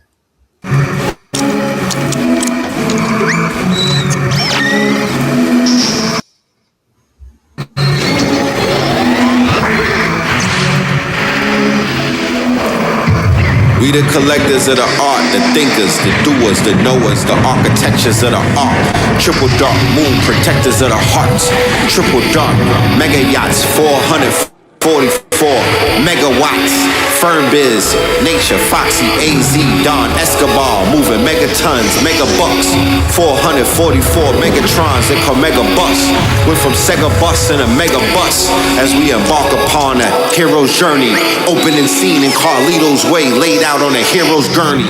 Staring off afar into the canopy of stars until it landed me on Mars. Mama, my third eye active, captive. Seventh heaven opened up the third eye atlas. On the third eye Thursdays, Voltron formed with bird's eye wordplay. Via the third eye persons in third grade. Revenge of the blur days, the Vic Mensa, mixed with the elixir Serpenta. Welcome to the center of a mentor. Got the gods excited as I'm strapped up in my captain's chair. Autopilot, spacecraft, I don't have to stare. It's called arriving. Pass through natural air and crack the atmosphere. The daddy's here. And 10 foil hatters that were gathered there just clap.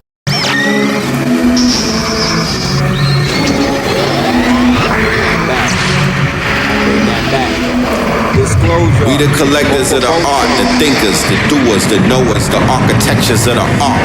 Triple dark moon protectors of the hearts. Triple dark mega yachts, 444 megawatts. Fernbiz, Nature, Foxy, AZ, Don, Escobar, moving megatons, mega bucks, 444 Megatrons that call mega bus. Went from Sega bus and a mega bus as we embark upon a hero's journey. Opening scene in Carlito's Way, laid out on a hero's gurney, staring off afar into the canopy of stars until it landed me on Mars. Mama, my third eye active, captive. Seventh heaven opened up the third eye atlas on the third eye Thursdays. Voltron formed with bird's eye wordplay via the third eye persons in third grade. Revenge of the blur days, the Vic Mensa, mixed with the elixir serpenta. Welcome to the center of a mentor. Ugh. Got the gods excited as I'm strapped up in my captain's chair. Autopilot, spacecraft, I don't have to stare. Caught arriving, pass through natural air and crack the atmosphere. The daddy's here, and 10 foil hatters that were gathered there just clapped in chairs. Left the faculty at NASA scared. Donald Trump started acting weird, he just sat and stared. I hit up Billy Carson for a chat, we're galactic pairs. Grabbed the bear, acid in a chalice full of dragon tears. Cone-headed, 12-foot giant with a gold melon, native suit, ants-eyed Christ at the Catholics fair. Universal soldier, the predator, who travel in the galaxy for challenges. You clash with me, I'll scrap you there. Warlord, I can smell the blood when the battle's near. I see the smoke from the disaster that happens after clear. Buoyant, telepathic, empathic seer. I'll imagine atoms somewhere and then astral travel there. It's fact, I swear, across a billion light years in half a year. I'll teleport through different dimensions like after Alistair. Magic mare, summon a ghost of the late Delbert Blair. Alistair, Broly, I stat in prayer, my dad appear. Savage, I'll attack a bear, smack him bare, handed claws, hit him with the paws like he acting queer. Split his jaw, crack a crown, lost a canine, ain't no lassie hair. See the teeth flying out his mouth like some babonair. Catch a tooth, attach it to my stab, now I have a spare. Stab the bear, wait and pick the scab, then re-stab the bear. A lion heart, 3 eagle eyes, 2 rabbit ears. I like it dark, I see the sound waves that a bat would hear. Rather wear the fact that I have all its natural talents rare. Physical athletic abilities that I have compared. Bron as a cavalier, Shaq in his magic year, Kobe when he had the fro and Jordan when he had some hair. Vince Carter back on the Raptors when T-Mac was there. Iverson, why we still talking about practice here? Compared to you, Earth is a 3-dimensional massive sphere. Compared to me, Earth is a 2-dimensional flattened square. Oh my, look up in the sky, what's that up there? It's not a comet, rocks made of ice are not that aware. It's not a drone, anything else that was manufactured here. It's a craft, cleverly disguised like a mask I wear. Daddy's here, 3-eyed atlas in your stratosphere. Galaxy to galaxy, I traffic and I rack a dare. Fuck Earth, all I see is fags and crack addicts here. Everyone's cursed, God is so mad that he had to swear. Say your last prayers, get your bags prepared. When my craft prepares, it means the revelation chapter's near. You gon' hear a blast and a flash of flare. Blinded, shining like the platinum that a rapper wears. Destroy Earth, leave, look back and cry happy tears. Watch the simulation crash and call Apple care. It's out of gas, I stole it from the sun and caused plasma flare. Gotta say I, then hit me on the app, I got facts to share. Affluence. Then I hack and Palantir and clear the data there. Altruism, unity, wholeness, precision, authentic love, harmony, healing, activation, tranquility, resilience, consistency, vitality, magnitude, chaos. The rightful ruler's back.